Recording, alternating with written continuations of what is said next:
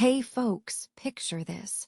You're wandering down a fog-laden hallway of a crumbling castle, the stone walls exhaling centuries of stale ale and mildew, while a distant owl heckles you like an over-caffeinated commentator. Yeah, it's about to get spooky, so smash that like button if you love a good shiver, and drop a comment with the creepiest place you've ever slept in. Before we plunge, dim the lights, grab a blanket, and maybe a cup of tea because even ghosts appreciate a proper brew. You hear the echo of wooden footsteps that sound oddly like your roommate's late-night pizza deliveries, and you can't tell if the chill is from a draft or a ghost with a terrible sense of personal space. Let's face it, medieval torture chambers were the original escape rooms. Only the puzzles involved more blood and fewer Wi-Fi signals. Ever tried solving a riddle while a disembodied whisper asks if you've seen its lost crown? You'll feel the cold tickle of centuries-old iron bars against your skin, the metallic scent of rust mixing with the sweet rot of ancient tapestries, and you'll wonder why modern apartments don't come with such character. So, are you ready to trade your mundane commute for a midnight tour with phantoms that have better PR than most influencers? Stick around, because the legends we're about to unravel are darker than your ex's Instagram feed. And trust me, you won't want to miss the part where the castle itself seems to sigh. Finally, some entertainment.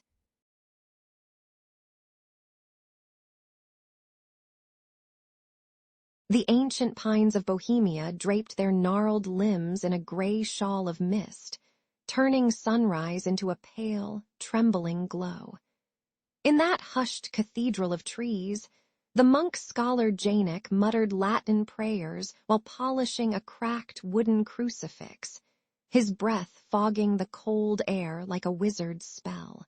Meanwhile, Lady Aliska, a noble woman with a curiosity sharper than a falcon's talon, strutted through the woods humming a folk tune that seemed to chase the fog away. Their paths converged at the crumbling stone bridge, where villagers whispered of a pilgrimage relic that had vanished from the monastery vault, a relic said to glow with a saint's last sigh. The rumor smelled of stale incense, damp moss, and a touch of scandal, just the kind of mystery that makes a monk's eyes sparkle and a lady's heart race. That night, the monastery's ironclad doors stood yawning open, the vault empty as a tavern after a brawl. Janek's candle sputtered, casting jittery shadows on stone walls slick with rain, while Aliska slipped a gloved hand into the cold stone, feeling the absence like a missing tooth. The abbot, a rotund man with a voice that could crush grapes, shouted for prayers and suspects, his words echoing off the vaulted ceilings like a broken lute. Rumors swirled faster than the wind through the pine needles. A secret brotherhood of forest hermits, a disgruntled monk with a grudge, even the restless ghost of a 13th century knight. With a grin that hid a razor-sharp mind, Janek proposed they follow the trail of breadcrumbs. Literally, a trail of half-eaten rye and spilled wine that led to a hidden cellar beneath the chapel. Inside the cellar, dank as a forgotten cellar of a medieval winery, they uncovered a vellum map inked in midnight black, its edges frayed like an old comic book cover. The map marked a series of ancient oak trees, each annotated with cryptic runes that glowed faintly when Aliska breathed upon them, causing her to sneeze with a sound like a startled owl. Janek traced a line that wound through a forgotten battlefield, past the ruins of a castle that had been razed in a feud between the Vyshegrád and the Zelenov families, feuds that smelled of blood, spilled ale, and rotten promises. As they studied the map, a low chuckle echoed from the shadows. A cloaked figure emerged, clutching a sack of herbs that reeked of nettle and iron, offering a wink that said, "I've seen this before in a Netflix true crime docu-series." The two realized they were being pulled into a web of secret societies that stitched together centuries of vendetta, whispered prayers, and a conspiracy that might make even the most stoic monk break into a modern-day meme about who stole the holy cheese. The secret society, known as the Whispering Brotherhood, met beneath a tangled oak that seemed to sigh whenever the wind brushed its leaves, like an ancient Instagram filter named Mystic Forest. Their leader, a gaunt hermit with a beard longer than the Danube, greeted Janet and Aliska with a theatrical bow, his voice oozing drama comparable to a Shakespearean actor in a Netflix drama binge. He offered them a vial of fermented honey that tasted like sweet rot, insisting it would unlock the truth. A claim that made Janek grin, thinking of the phrase, "unlock the secrets of the universe," from a 1990s sci-fi movie. The hermit revealed that the relic was never really a holy object, but a coded ledger of land deeds, masquerading as a saint's emblem. A bureaucratic nightmare that would make any modern accountant weep. Laughter echoed through the woods as Aliska quipped, "So the real treasure was the paperwork all along."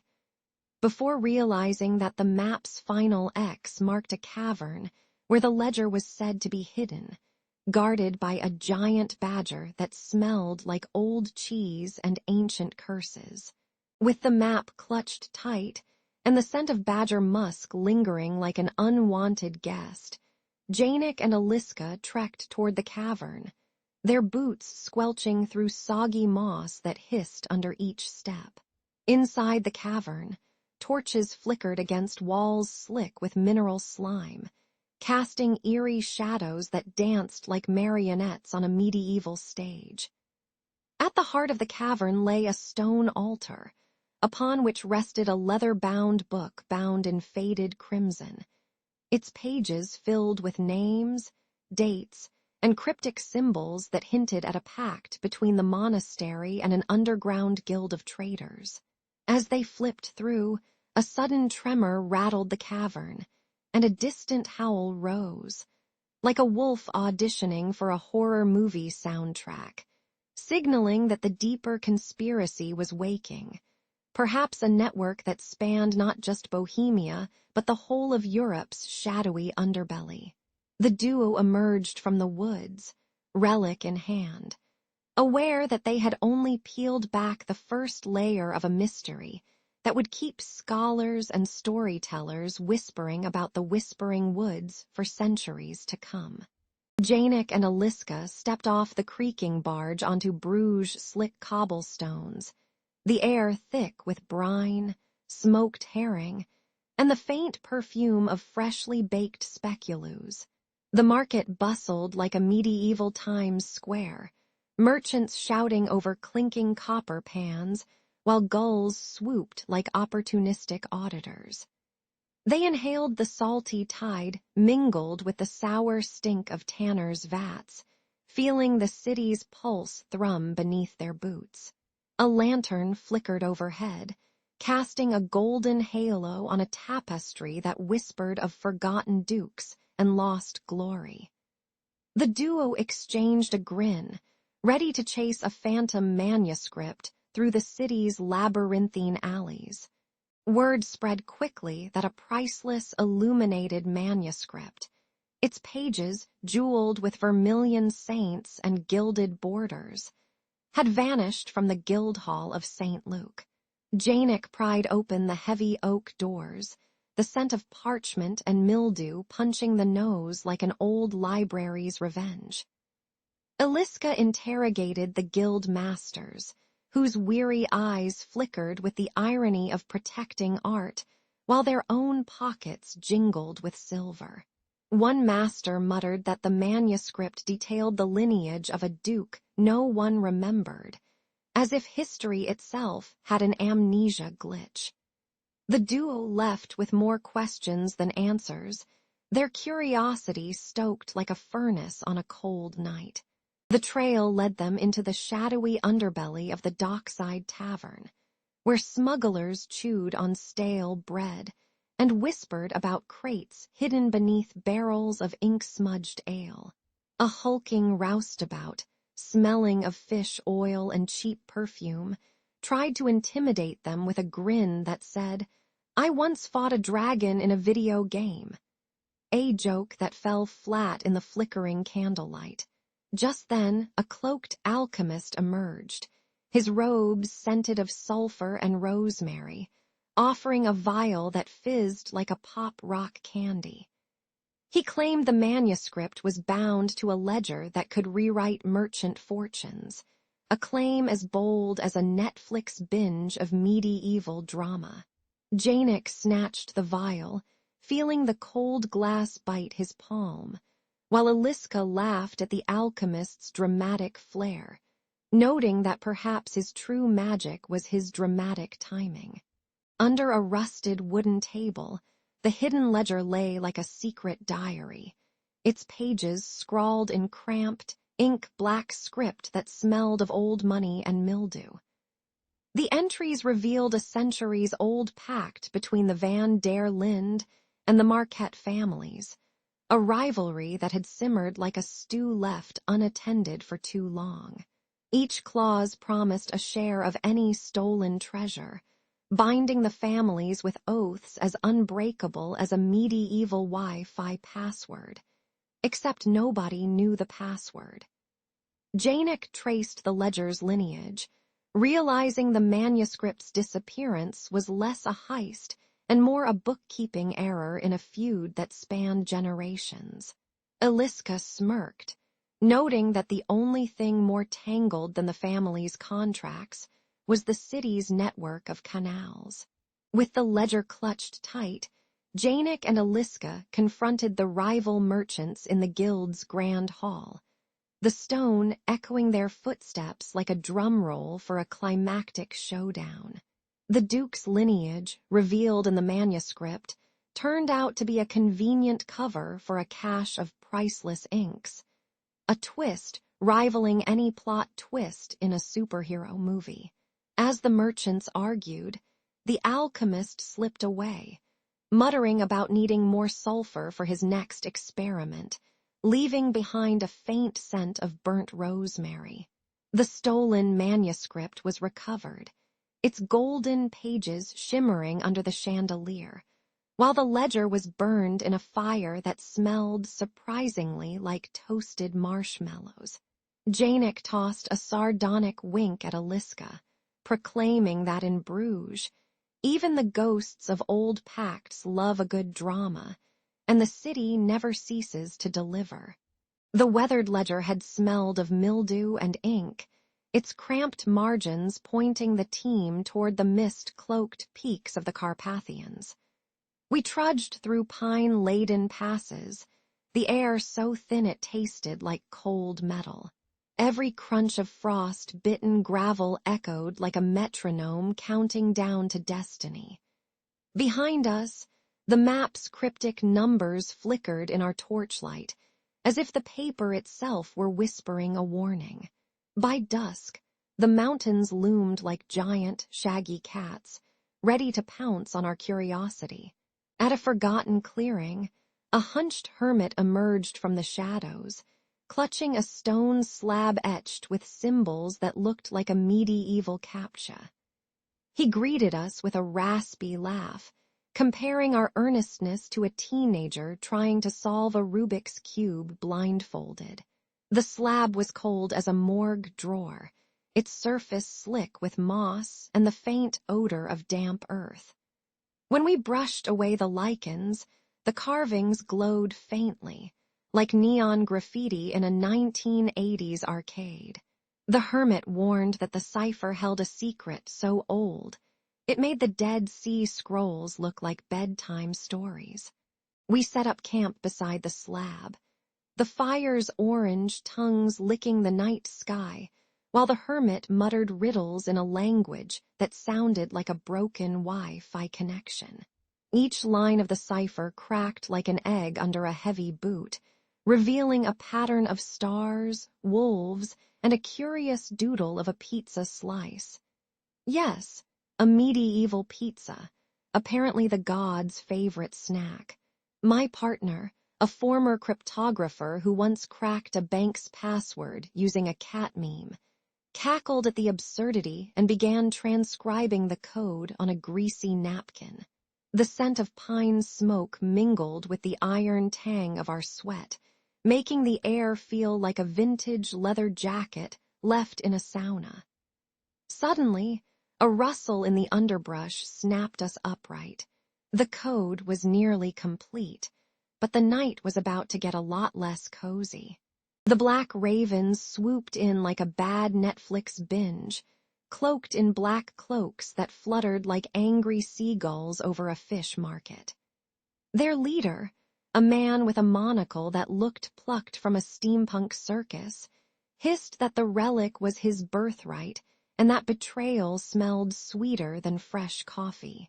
Arrows whistled past, striking the pine trunks and sending splinters raining like confetti at a birthday party for a grumpy dwarf. We ducked behind the slab, the stone rattling under the weight of our rapid breaths, while the hermit whispered a prayer that sounded suspiciously like the theme from Game of Thrones. The chase turned the mountain into a chaotic dance floor, each step a blend of dread and absurd choreography. Just when the black ravens seemed on the brink of catching us, our own scout, who had been polishing his Instagram selfie skills all week, snapped his wrist and shouted, "It's a trap. Trust no one." The revelation hit like a cold splash of river water. One of our own had sold the cipher's location to the ravens for a promise of eternal Wi-Fi. In the ensuing scramble, the hermit hurled the slab into a gaping chasm, its scream echoing like a dying dragon, sealing the secret forever. We escaped with bruised limbs, shredded pride, and a lingering taste of pine resin mixed with the metallic tang of betrayal. As sunrise painted the peaks pink, we swore to write a new ledger, one that would keep the black ravens busy chasing their own shadows.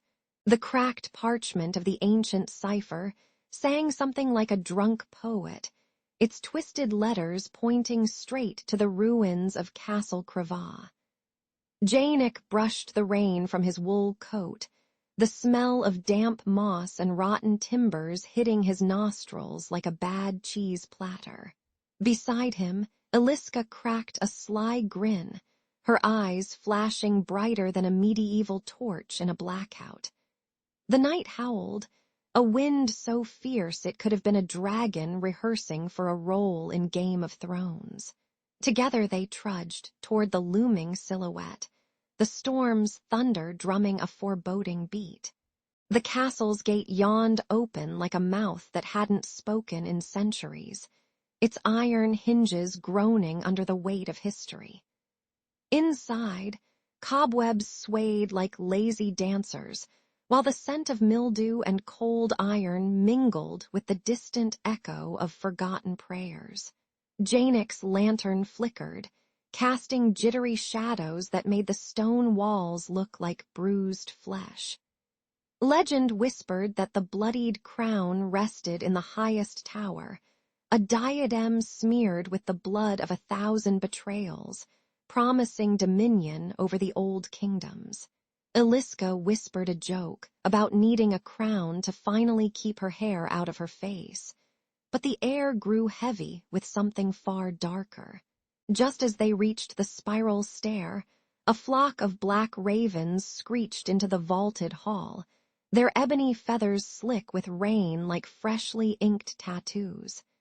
These weren't ordinary birds. They were the merciless enforcers of a forgotten order, eyes glinting with murderous intent, each talon dripping with the stench of spilled ale and old blood. Janik lunged, his sword singing a metallic hymn, while Aliska spun, her dagger flashing like a disco ball at a 70s rave. The ravens swooped and cawed, the clash echoing off stone, a brutal ballet of steel, feather, and fury. When the last raven fell, a stunned silence settled, broken only by the castle's sighing wind. At the tower's apex, a rusty iron chest waited, its lid scarred like a battlefield veteran, and inside lay the bloodied crown, a tarnished gold circlet flecked with ruby drops that still glistened like fresh wounds. The moment Aliska lifted it, a pulse of crimson light surged, painting the stone walls with the hue of fresh blood and ancient curses. The crown hummed, a low growl that felt like a dragon's purr rolling up the spine of anyone daring to wear it. Suddenly, the air grew hot, the stone seemed to melt, and a spectral howl rose, promising that the crown's power would devour not just kingdoms, but the very souls of its seekers. Janek stared in horror as the curse crackled around them, like a Wi-Fi signal gone rogue. Powerful, invisible, and utterly inconvenient. With the crown's glow fading into a sickly ember, Janek and Aliska stumbled back into the storm, the castle's silhouette now a looming warning against greed. The curse seeped into the night, curling around the clouds like a nicotine stain, ready to latch onto any fool who whispered of dominion. Ironically, the Black Prince's legend, once a tale of unstoppable might, now served as a cautionary meme. Don't chase crowns, they'll chase you back. As the rain hammered the ruins, the duo vowed to hide the cursed diadem somewhere no mortal, or meme, could find it again. And somewhere, perhaps, a future thief will sigh, "Well, that escalated quickly," before meeting a fate as grim as a medieval spoiler alert. When the final crimson bead slipped onto the weathered altar, Aliska's self-offering shattered the centuries-old curse that clung to the hillside like a soggy blanket. The cursed relic, a tarnished silver cross etched with runes, pulsed once before sighing into the hands of the monks who guarded the sanctuary. A gust of pine-scented wind rose from the crags, carrying the faint taste of iron and the distant clatter of stone doors slamming shut. Villagers emerged from their thatched homes, blinking against the sudden blaze of sunlight that seemed to forgive their sins. In that moment, even the stone seemed to exhale, releasing a sigh that echoed through the valley like an old folk song. The conspirators, greedy barons, a monk with a gambling habit, and a tavern keeper who moonlighted as a smuggler, were unmasked as Janek, the wandering scribe, laid down his quill like a judge's gavel. Their whispers turned into shouts as the town square filled with the clamor of hooves, shouts, and the occasional broken lute string. Janek recorded every detail on parchment soaked with the perfume of smoked ink, his ink blotting like tiny blackberries under the candlelight. He chuckled at the irony of a secret society of thieves being outwitted by a humble village girl, noting that even the most tangled plot can be unraveled with a good dose of stubbornness and a splash of holy water. The crowd cheered, their laughter mingling with the sour tang of spilled ale and the metallic sting of fresh blood still clinging to the air. Night fell, draping the sanctuary in a velvet canopy stitched with stars that seemed to stare down like nosy neighbors. The stone walls, slick with the night's dew, hummed faintly, a low, resonant thrum that reminded Janek of a bass line in an old jazz club. The scent of moss and cold stone rose, mixing with the faint aroma of stale incense that lingered like an unwelcome guest at a wedding. Shadows danced across the carvings, making the ancient faces appear to smirk, as if sharing a private joke about the folly of mortals. Yet in the depths of the chapel, the relic rested, its surface warm to the touch, whispering promises of hidden tales yet to be told. You might think this story belongs in a Netflix binge watch, but imagine the drama. A sacrificial heroine, a cursed artifact, and a council of crooks that would make even the Avengers raise an eyebrow. Janek, ever the dramatist, compared the conspirators to a sitcom cast. Baron Bumbling playing the role of the clueless boss, Monk McGamble as the lovably clueless sidekick, and the tavern keeper as the shady bartender who can't keep a secret. The irony was as thick as the medieval stew simmering in the kitchen, where potatoes boiled over and the broth smelled like boiled boots. Even the stone seemed to grin, its rough surface reminding everyone that history loves to repeat itself like a bad reality show. And just when you thought the tale had reached its final credit roll, a lone raven perched on the doorway, cawing a warning that sounded suspiciously like, "Don't forget the sequel." Janek sealed his journal with wax, imprinting a tiny seal shaped like a wolf's head, a reminder that some shadows are best left unlit. He warned future travelers that digging too deep into old Europe's secrets can be as messy as pulling a pig's tail in a muddy field. There will be squeals, curses, and a lingering smell you'll never forget. The echo of the mystery still reverberates through the stone, like a distant drumbeat that beckons curious souls to listen and perhaps, just perhaps, respect the silence. As the candles sputtered out, the night air grew cold, and the valley held its breath, knowing the legend would endure long after the last page turned. So, dear listener, keep your lantern low, your wits sharp, and remember, not all relics belong in a museum. Some belong in the whispers of the wind. The summer heat of 1483 baked the cobblestones of London like a giant oven, and the city buzzed with the scandalous gossip that a king had just dropped dead in his own bed. Sir Edward IV's sudden death rippled through the taverns, where ale-splattered patrons swore they heard the crown wobble like a drunken jester. In the shadow of the Queen's mourning veil, two boys, Edward, 9, and his 12-year-old brother Richard, stood bewildered, their futures as uncertain as a candle in a storm. Their mother, Elizabeth, wept beneath hanging tapestries while courtiers whispered that the throne was now a hot potato.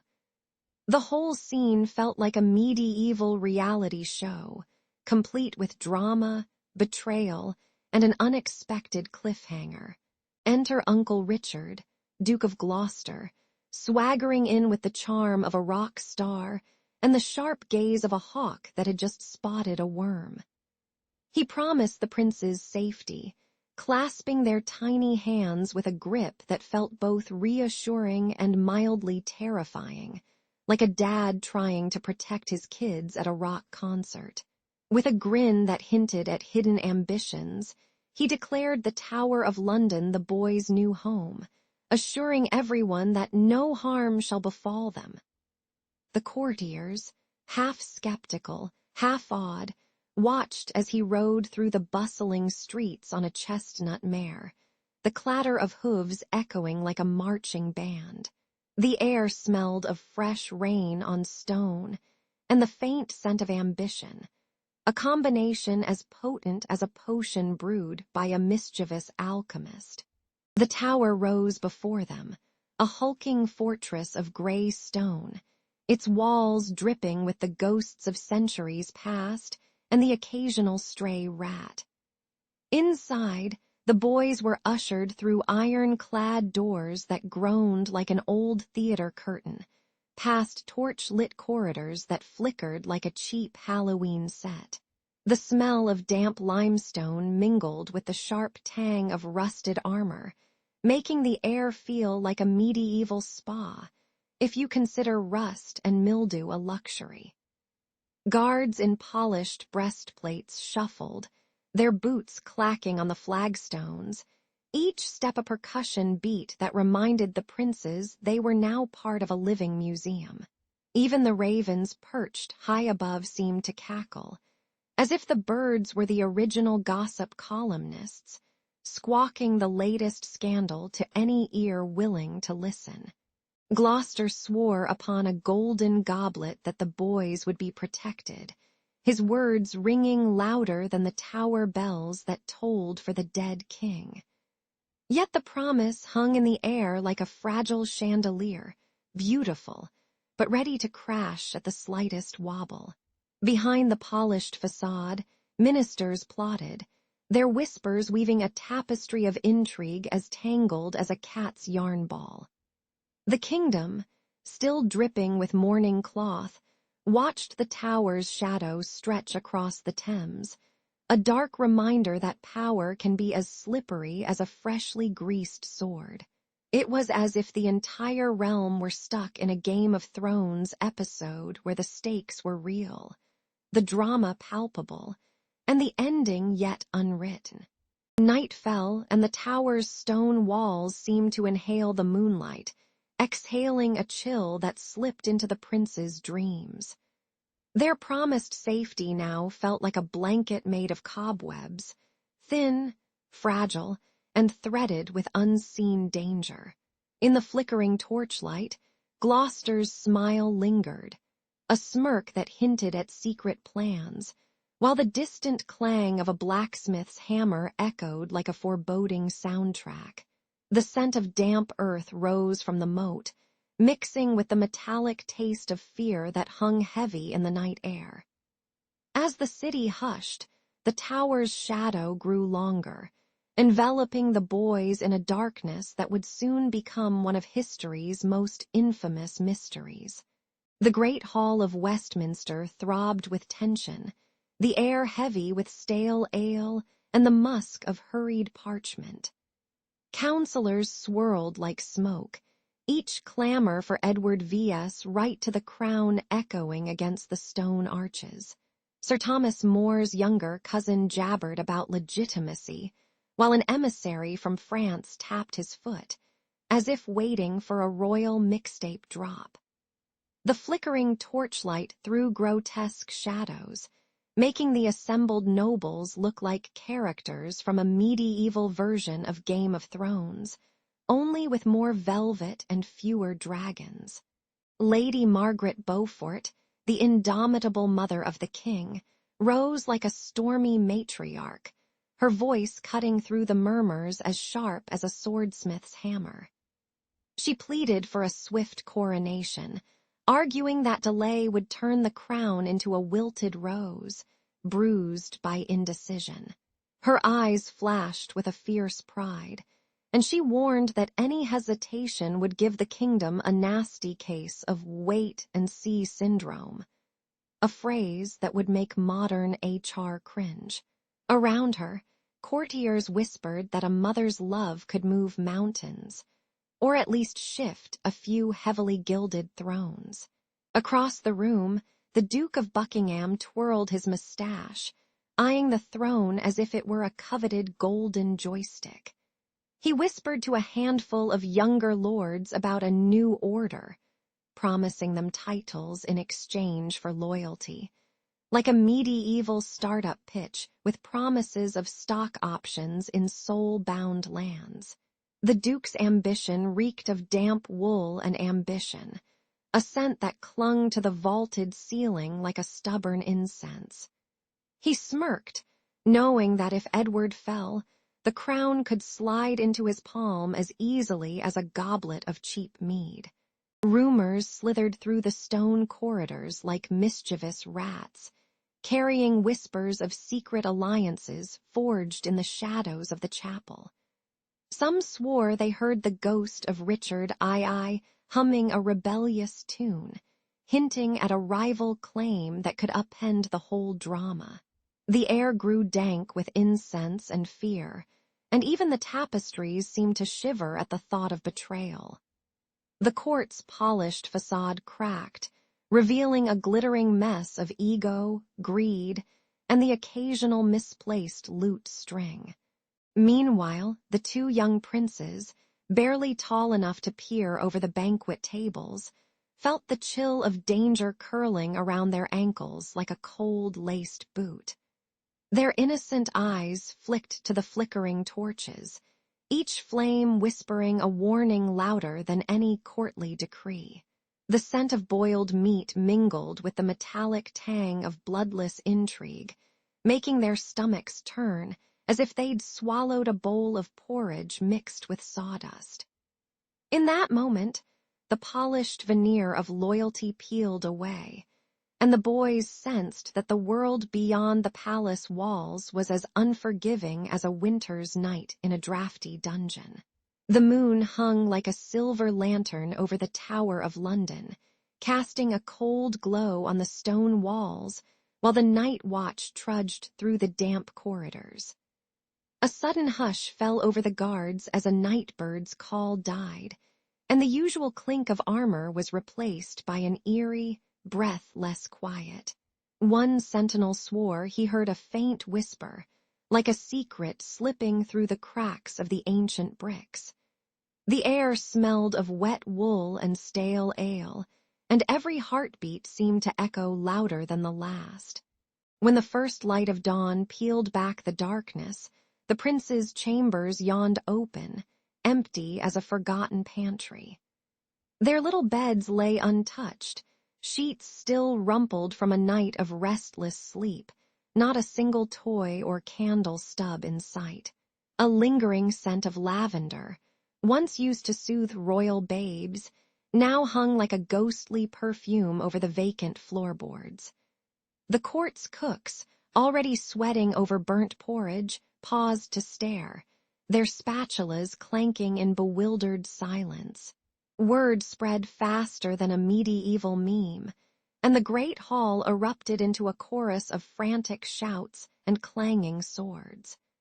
Accusations whirled toward the Duke of Gloucester like angry geese, his name shouted as if it could summon the missing boys. Gloucester, face as pale as a freshly minted penny, raised his hands in a pleading gesture, pleading ignorance while muttering, "I swear I was polishing my armor, not plotting kidnappings."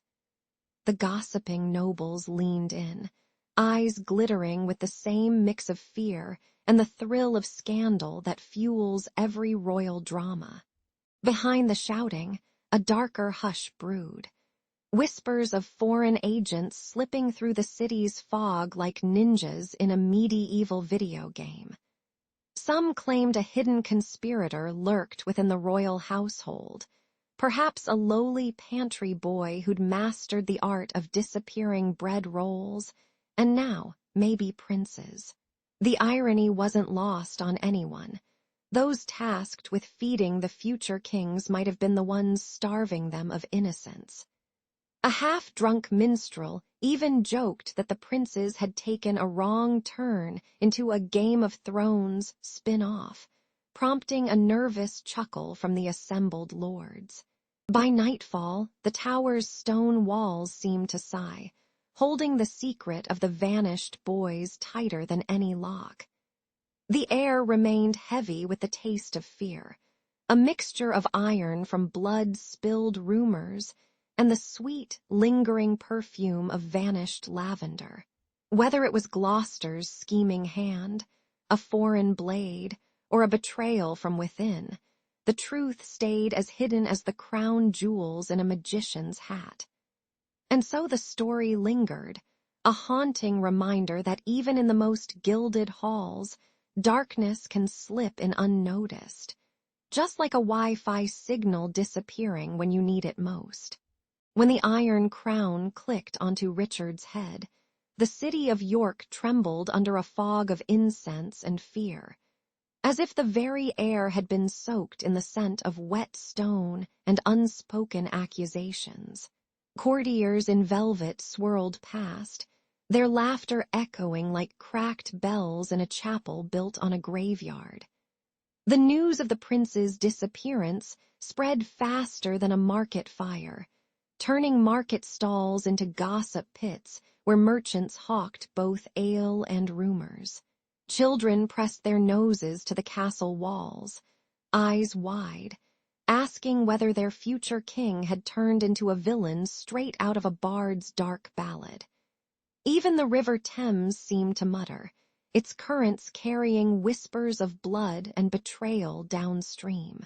Behind the high stone doors of the council chamber, a clandestine gathering gathered like a pack of wolves in a moonlit den, lanterns sputtering out oily light that flickered over maps and stained parchments.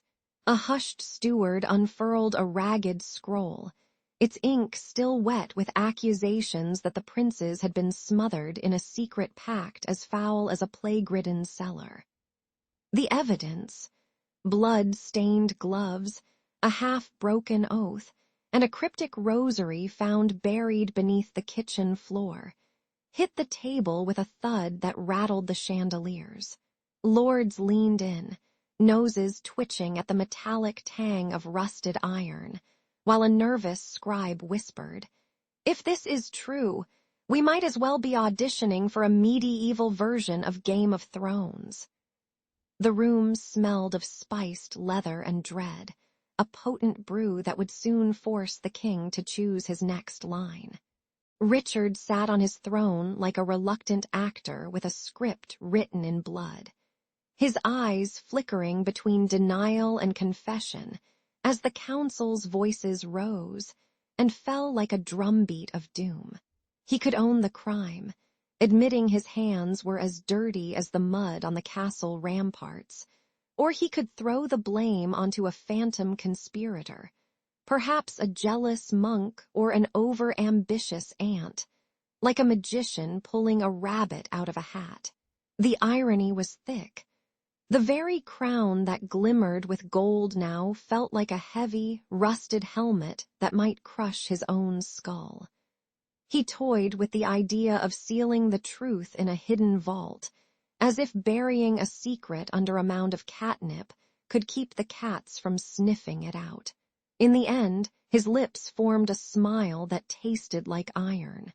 Because in politics, a cleverly crafted lie can be as satisfying as a good ale after a hard day's fight. Outside the stone walls, the common folk gathered around smoky tavern hearths, their throats hoarse from singing ballads that painted the king as a villain with a crooked grin. The melodies rose like a tide, each verse dripping with the sour smell of stale bread and spilled ale, while the drums beat a rhythm that mimicked the pounding of a guilty heart. A minstrel with a cracked lute crooned, "Oh, Richard the Rogue, ruler of shadows," and the crowd laughed, slapping their knees as if they'd just heard a joke at a royal banquet.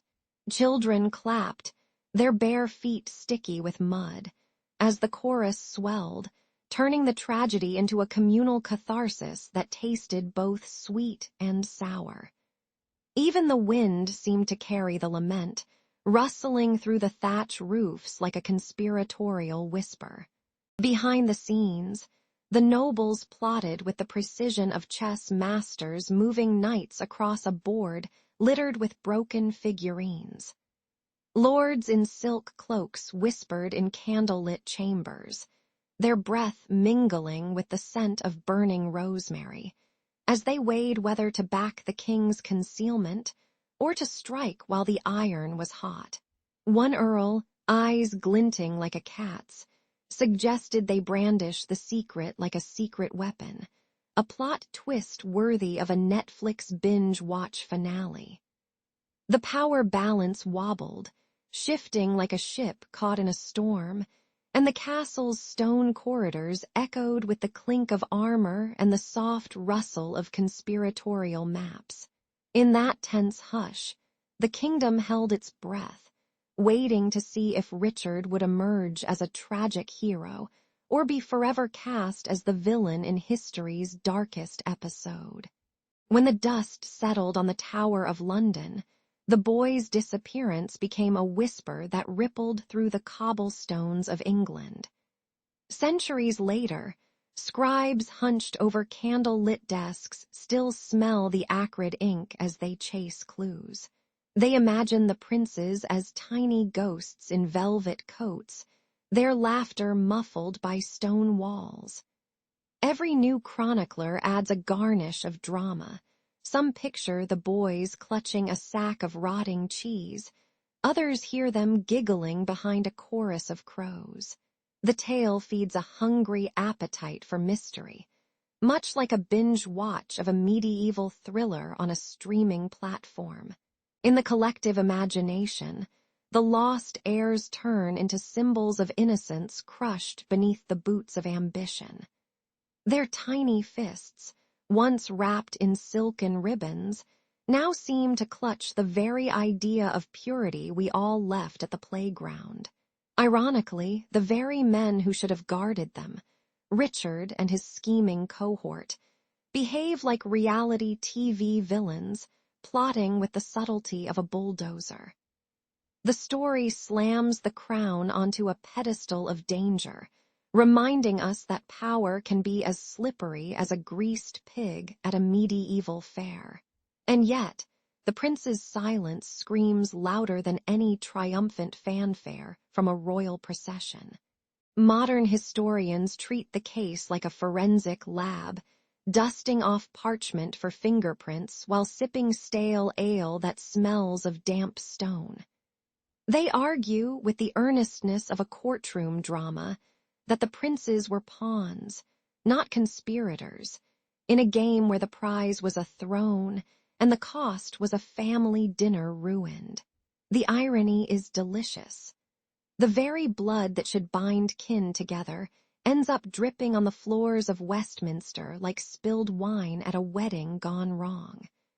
Readers chuckle at the thought of a 15th century version of Game of Thrones, where the dragons are really just political machinations, and the White Walkers are just a cold draft from the tower's drafty windows. In the end, the tale warns anyone who dreams of a CEO crown that ambition can swallow even the most adorable of heirlooms. Playwrights have seized the tragedy, turning the void into monologues that echo through smoky taverns and grand theaters alike. When Shakespeare scribbled his lines, he could have imagined the princes as Shakespearean fools, wise, witty, and tragically doomed. The audience hears the clatter of armor, the hiss of torches, and the faint, mournful chant of a choir that never learned the boy's lullaby. Each performance drips with the scent of old roses, polished brass, and the occasional whiff of nervous perfume from actors backstage. Even today, a TikTok reenactment of the tower's mystery can garner millions of views, proving that the prince's ghost still does a viral dance in our collective feed. Yet, after all these centuries, the tower keeps its secrets tighter than a miser's purse, the stones sighing under the weight of unanswered questions. When you stand on the battlements at dusk, you can hear the wind gossiping about conspiracies while the sea fog rolls in, smelling like brine and old parchment. The princes linger in the shadows, their innocence a candle flickering against the relentless night of power. Their story serves as a cautionary lullaby, reminding every crown seeker that the quest for glory can eclipse even the most sacred bonds of blood. So next time you hear a royal drama on the news, imagine the tiny voices that might be muffled beneath the clamor, and perhaps, just perhaps, offer a silent prayer for the lost boys of the tower. It is the year 117 CE, and the air over the ragged Roman frontier smells like a mix of damp wool and horse sweat. Legio IX Hispana, battle-hardened and still bearing the faint scorch of recent conflicts, lines up under a sky bruised with gathering clouds. The legionaries clank their bronze armor. Their steel glints like 1,000 tiny sunrise reflections on the Tagus River. Their marching boots kick up frost-caked mud that sticks to the calves of even the most seasoned centurions. In the distance, the highland hills of Caledonia loom, promising mist, mystery, and maybe a spot for a Roman selfie with the locals. At the heart of this iron-clad procession stands Lucius Aelius, a commander whose beard could double as a map of the empire's conquests. He speaks with the gravitas of a seasoned game show host, flashing a half-smile that suggests he's ready for a surprise twist. His eyes, sharp as a hawk's, scan the horizon while a stray pigeon lands on his shoulder, demanding breadcrumbs like an unwanted guest at a banquet. The men love him, some for his tactical genius, others because he once won a dice game against a Syrian merchant and bought the legion a barrel of garum, the fermented fish sauce that Romans adore like modern-day ketchup. Yet, even Lucius can't shake the uneasy feeling that the gods are flicking a coin in the dark, deciding whether they'll watch his men march into glory or oblivion. Behind the legion's disciplined cadence, Rome's political drama simmers like a pot of stew left unattended. Emperor Hadrian, fresh off the throne, has been swapping marble statues for strategic plans, trying to keep the empire's borders from resembling a patchwork quilt of angry tribes. Senators in the Senate House mutter about taxes, legions, and the occasional scandal involving a runaway chariot racer who crashed into the emperor's garden, rumors that travel faster than a legion's messenger pigeon. The North, meanwhile, whispers of barbarian bands that drink from the same streams the Romans protect, and of druids who could probably outspell a Roman librarian. This uneasy climate crackles like static before a storm, setting the stage for the Ninth's fateful disappearance. On a crisp morning that feels like the breath of a dragon, the Ninth Legion begins its march northward, the sound of drums punctuating the silence like a metronome in a horror film.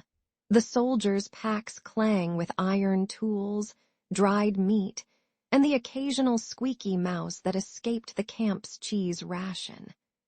As they cross the River Dee, the water rushes past like a wild horse, splashing cold onto their faces and washing away the dust of Rome. The ground turns to heather and peat, releasing a sour, earthy scent that makes even the most stoic centurion pause to sniff, as if trying to memorize the smell of impending doom. By dusk, the legion disappears into a blanket of fog, their torches flickering like fireflies that have mistakenly entered a midnight rave.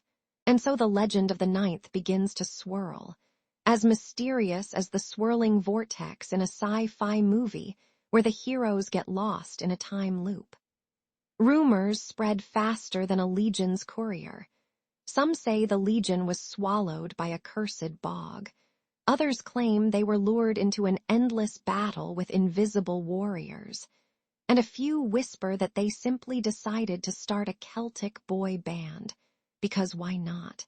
The silence left behind is deafening, echoing through stone walls and empty campsites, leaving historians to chase crumbs like detectives on a bad reality TV show.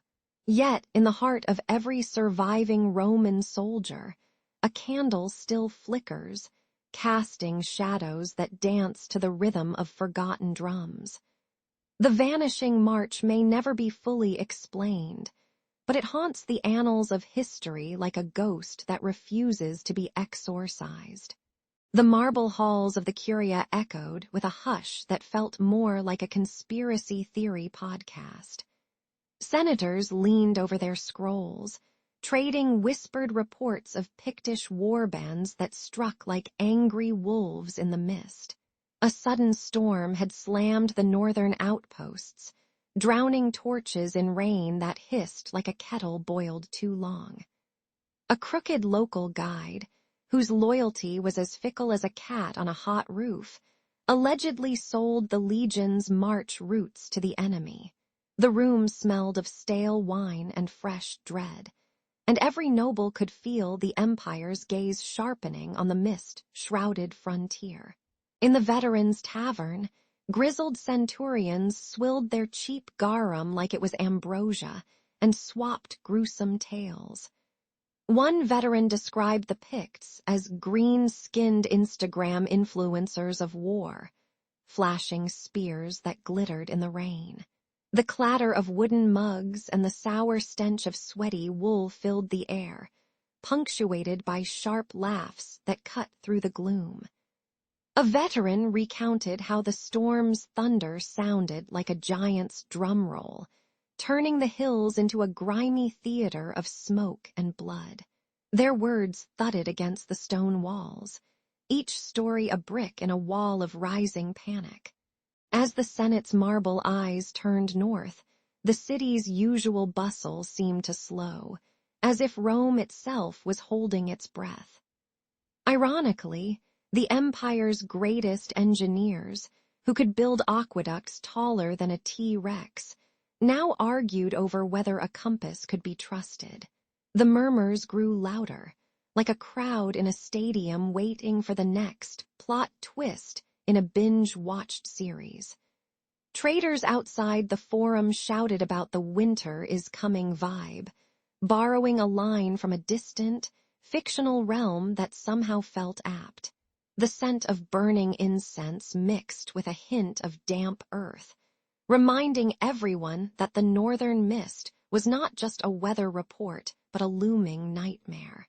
Into this swirl of rumors stepped young tribune Gaius Marcellus, whose sandal-clad feet struck the marble floor with the confidence of a sitcom hero walking into a surprise party. He raised his gladius, its steel flashing like a paparazzi flash, and declared he would chase the truth farther than any legion had chased a runaway chariot. Gaius's eyes burned with the heat of a forge, his breath steady despite the damp whispers that clung to his cloak like mildew. He promised to interrogate the traitorous guide, to scout the storm-ripped hills, and to bring back proof that the Ninth Legion wasn't simply a myth whispered by bored senators. The veterans chuckled, noting that his optimism smelled as fresh as a new toga, though a little too fragrant for battle-hardened noses. The tribune's vow rippled through the chamber like a cold gust that rattles a window pane in a haunted house. Even the marble statues seemed to lean in, as if they'd been cast in a dramatic TV trailer, waiting for the next epic reveal. Gaius slipped a battered map onto the table, its edges frayed like a pizza crust left too long in the oven, and winked that he'd follow it to the very last mist-shrouded ridge. Laughter bubbled from the senators, half in relief, half in irony, as they imagined the young officer battling Picts while humming a modern pop chorus under his breath. Yet beneath the jokes, a gritty determination settled like soot on a fire. Rome would not let the Ninth simply vanish into legend without a fight. When the sun rose over the misty walls of Alba, Marcellus gathered his motley crew like the cast of a badly budgeted fantasy series. He hand-picked a trio of fleet-footed scouts, whose noses could sniff out a Roman camp from a dozen miles away, and a pair of dusty scholars who'd rather argue over clay tablets than swing a sword. To balance the brain power with a touch of the uncanny, he recruited a druidic ally, a wiry woman named Bride who could read the wind like a modern-day Google Maps app. The group assembled on a moss-slick stone, swapping jokes about the Ninth Legion's rumored disappearance. Some said they vanished like socks in a laundromat. With a clatter of leather boots and the distant cry of gulls, they set out, each step echoing the chapter title. The search begins. The highlands unfolded like a jagged carpet, its heather snapping underfoot and the air smelling of wet stone and goat cheese. Rain hammered the cliffs, turning the paths into slick, treacherous ribbons that wanted to swallow any unsuspecting traveler. Marcellus led the way, his cloak flapping like a banner in a low-budget war film, while the scholars clutched their scrolls like tourists clutching phone chargers. Every gust carried the howl of distant wolves, and the ground seemed to groan beneath the weight of centuries of forgotten marching boots. Even the druid laughed, pointing at a moss-covered rune, and declaring it the first clue that the Romans had left a Yelp review for the terrain. A 2-star rating. Halfway up the ridge, a clan of hillfolk appeared, their faces painted with ochre and eyes flashing like LEDs at a concert. They brandished spears the size of surfboards and shouted insults that would make a Roman centurion's ego bruise. Marcellus tried diplomacy, offering a cup of fermented barley, but the clansmen responded with a tribal dance that resembled a badly choreographed flash mob. A scuffle broke out, and the scouts darted like squirrels on caffeine, while the scholars ducked behind stone piles, muttering about the historical improbability of being caught in a melee. When the dust settled, the druid whispered a calming chant, and the hostile tribe vanished back into the mist, leaving only the scent of burnt heather and a lingering sense of irony. Beyond the clash, the party stumbled upon a circle of standing stones, each one slick with moss and etched with symbols that looked suspiciously like ancient emojis. Bride knelt, inhaling the metallic tang of rusted iron, and whispered that the stones marked a battlefield where the 9th Legion might have taken its final bow. The scholars leaned in, their lenses fogged, and decoded a battered inscription that read, "Here fell the brave, here drank the wine of defeat," the kind of dramatic tagline you'd expect on a Netflix docudrama. A cold wind whistled through the gaps, rattling loose stones like a haunted maraca, and the ground beneath them pulsed with the ghostly echo of marching feet. Even the scouts felt the goose-bumps, half expecting a legionary ghost to pop out and demand they stop spoiling his eternal nap. With the stone circle's secrets tucked into their satchels, the cohort hiked back down, the highlands now feeling less like a hostile maze and more like a reluctant storyteller. Marcellus laughed, noting that their expedition had been part history hunt, part reality TV survival challenge, and part absurdist comedy. The druid reminded them that the 9th Legion's fate might remain a shadow, but the search itself had lit a fire in their hearts brighter than any Roman torch. As the sun dipped behind the crags, they set camp, the smell of peat smoke mixing with the sour tang of the scholars' ink, promising that tomorrow they'd chase more whispers of steel and sighs of lost legions. And so, with a chorus of crickets and the distant howl of an unseen wolf, the adventure truly began. The kind of beginning that makes you wonder if the Roman army ever had a GPS. We pushed through the bracken, the damp air smelling of peat and rot, until the glen opened like a forgotten stage. There, half buried in a tangle of heather, lay a shallow trench crowded with skeletal ribs that clacked like broken drums when the wind brushed them. At the trench's heart, a battered Roman standard, its crimson eagle smeared with mud and blood, lay half collapsed, its feathers hanging limp like a bad haircut. The ground reeked of iron and ancient sweat, and a chorus of crows cackled overhead, as if they were the legion's unwanted audience.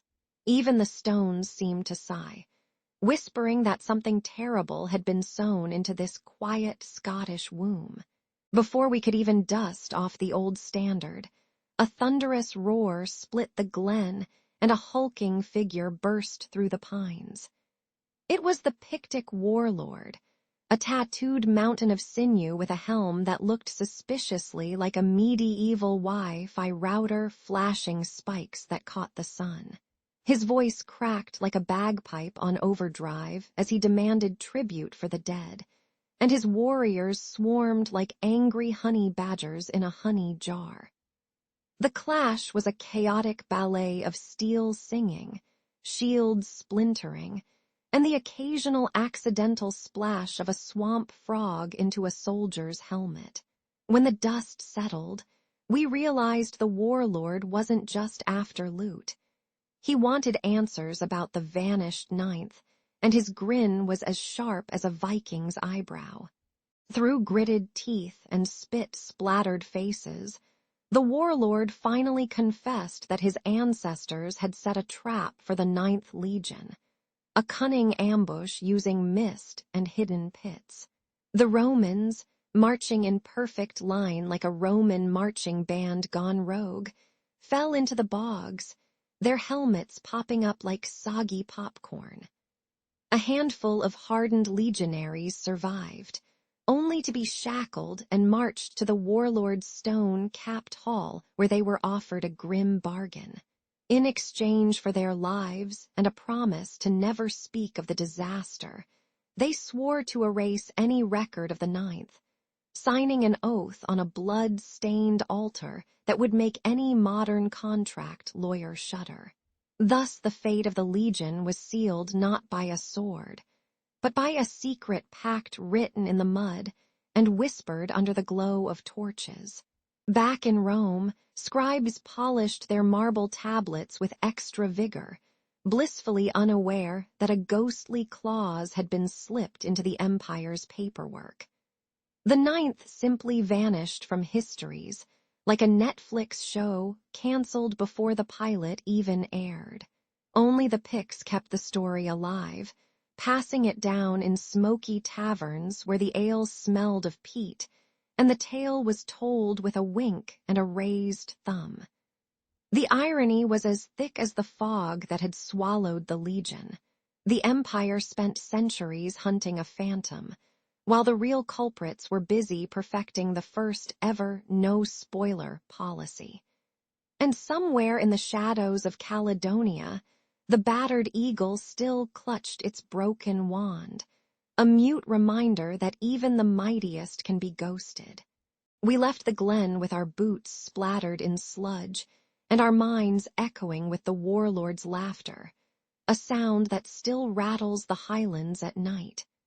The wind now carries the faint scent of burnt incense and the metallic tang of forgotten honor, mingling with the sweet perfume of heather.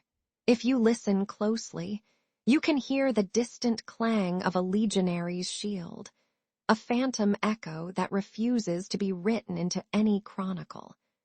And so the mystery of the Ninth Legion remains lodged in the shadows of history, as stubborn as a stubborn mule refusing to move off a stone wall. Perhaps the true lesson is that some graves are best left undisturbed, unless you enjoy being haunted by the occasional "What if?" whisper from a Roman ghost in a fedora.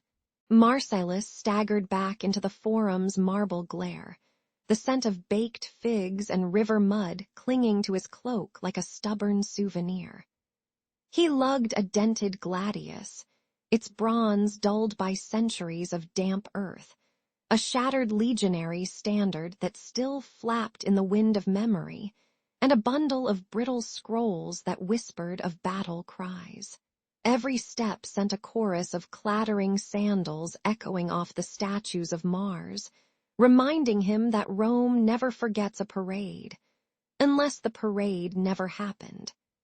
The sun baked the stone, making the air taste of iron and sweat, and his heart thudded like a legion marching home. He knew the city would devour his tail whole, but he was determined to feed it a bite of truth. In the Curia, Marcellus thrust his trembling hands toward the senatorial bench, and the room fell silent save for the occasional cough of a senator who'd probably been chewing olives all morning. He unfurled the scrolls, their papyrus crackling like a fireplace, and read aloud the testimonies of a surviving centurion whose voice sounded like gravel under a chariot wheel. The gladius gleamed briefly as torchlight caught its edge, exposing a scar shaped like a Roman numeral IX, an accidental doodle, perhaps, but a perfect hook for the legend. A veteran soldier, now a gaunt old man, whispered that the 9th had vanished into a mist of mud and midnight, his breath smelling of pine resin and stale wine. Even the marble busts seemed to lean in, as if the stone itself wanted to hear the forgotten legion's final roar. The scribes, whose ink stained their fingers like battlefield stains, hammered the story onto wax tablets, each press a tiny thud of closure. When Marcellus announced, "The 9th lives on in parchment, not in the dust," a young descendant let out a sigh louder than a gladiator's roar, half triumph, half relief that his ancestor's name wouldn't be another footnote. A senator cracked a wry grin, muttering that the tale was more dramatic than the latest Senate drama series, and the room chuckled, the sound echoing like a distant trumpet. The tablets were stacked, their warm surface radiating the scent of fresh wax and old ambition, a tactile reminder that history can be both solid and slippery. By sunset, the Senate's vote was sealed with a clink of goblets, sealing the 9th's fate in official record, even if the ghosts of the legion still sniffed the damp earth beyond the walls. The irony hung in the air thicker than the incense burned for Jupiter, for a legion famed for marching in perfect lockstep had unraveled like a loose sandal string. Rome, ever the master of architecture, built arches that could hold emperors, yet it could not hold a squad of foot soldiers lost to a swamp that smelled of rotting reeds and goat dung. Marcellus joked that the 9th had achieved the ultimate stealth mission, disappearing without a trace, making modern spies look like amateurs. Even as the senators toasted their newfound knowledge, a stray rat scurried across the marble, reminding everyone that the empire's grand narratives often share a floor with the gritty, the gross, and the utterly unavoidable. The lesson was clear. Glory can fade like the last candle in a temple, and not even a legion named after the perfect number 9 is immune to history's shadowy cul-de-sacs. With the Senate's record inked, the city seemed to exhale, the distant clatter of carts and horses forming a soft percussion that sang of closure. Marcellus felt a weight lift from his shoulders, as if he'd finally placed the missing puzzle piece into the marble mosaic of Rome's story. Descendants of the 9th whispered prayers to the household gods, their voices mingling with the distant hum of a bustling market, a soundtrack worthy of any epic finale. The echoes of truth reverberated through the forum, reminding every citizen that even the mightiest can slip into oblivion, much like a Netflix binge ending before the credits roll. And so, the legend of the 9th Legion was no longer a ghost story told by campfires. It became a recorded reality, a cautionary tale that even the strongest legions can be ghosted by history. The year was 1291, and the once glorious citadel of Acre sagged under a sky bruised with ash and the stench of damp stone. Sir Roland, a Templar whose beard could have doubled as a rope for hauling siege engines, shuffled through the shattered arches with a weary swagger. Every clang of his shield echoed off the broken walls like a bad karaoke rendition of Saint Air, reminding him that the Crusades were on their last breath. Yet beneath the rubble, a faint draft whispered of hidden chambers that the Crusaders' maps never dared to ink. He felt a shiver that was part fear, part curiosity, like opening a bag of unknown medieval popcorn. Roland's boot struck a loose slab, sending a cloud of centuries-old dust puffing into his nostrils like the sigh of a retired dragon. He pried the stone aside, revealing a staircase that spiraled down into darkness as tight as a monk's habit. The air grew cold, smelling of iron and mold, and the faint drip-drip of water sounded like a morbid metronome. Flickering torchlight painted the walls with skeletal shadows that danced like jittery tick-tock dancers on a medieval wall. At the bottom, a massive iron door loomed, scarred with the same rosette sigils that haunted Templar legends. With a grunt, Roland forced the door open, and a cavernous vault yawned before him, piled high with broken Crusader helmets and the ghost-white glow of moonlight through a cracked ceiling. In the center sat an ancient chest, its oak skin cracked and its iron bands rusted like an overseasoned battle axe. Etched around the lid were ominous sigils, a pair of eyes staring, a serpent coiled, and a Latin warning that read, Quis aurum capit, tenebras excitat, he who takes the gold awakens darkness. The smell of ancient incense mixed with the sour tang of forgotten blood, making Roland's stomach churn like a cauldron of stew. He hesitated, feeling the weight of centuries of greed pressing on his conscience like a particularly clingy Instagram follower. The temptation was as hard to ignore as the latest superhero movie trailer. After all, who could resist a chest promising enough loot to buy every Crusader a fresh pair of sandals? Roland chuckled dryly, recalling how his mother always warned him that gold can't buy you a clean conscience, a line that now felt more prophetic than a prophecy. He lifted the lid, and a cold wind surged out, howling like a medieval version of a haunted house ride, complete with spectral whispers that sounded suspiciously like a bored scribe muttering again. In that instant, the shadows in the vault seemed to stretch, as if the darkness itself had just logged into the room like a mischievous cat. The chest burst open, spilling coins that glittered like fallen stars, and a cursed chalice that exhaled a foul, sweet odor reminiscent of rot and rosemary. As the gold clattered across the stone, a low rumble rose from the earth, shaking the vaulted ceiling until dust fell like confetti at a grim party. Roland felt a cold clutch around his heart, a reminder that some treasure comes with a price tag written in blood and terror. He slammed the chest shut, shouting a Templar oath that sounded oddly like a superhero battle cry, hoping the curse would retreat back into its stone prison. The vault sealed with a thunderous clang, and Roland emerged into the sunrise, his armor still glinting but his eyes now haunted by the faint echo of an ancient nightmare that would never truly be buried. The night in Marseille smells of brine, spilled wine, and the faint perfume of a nervous cat curled under a table.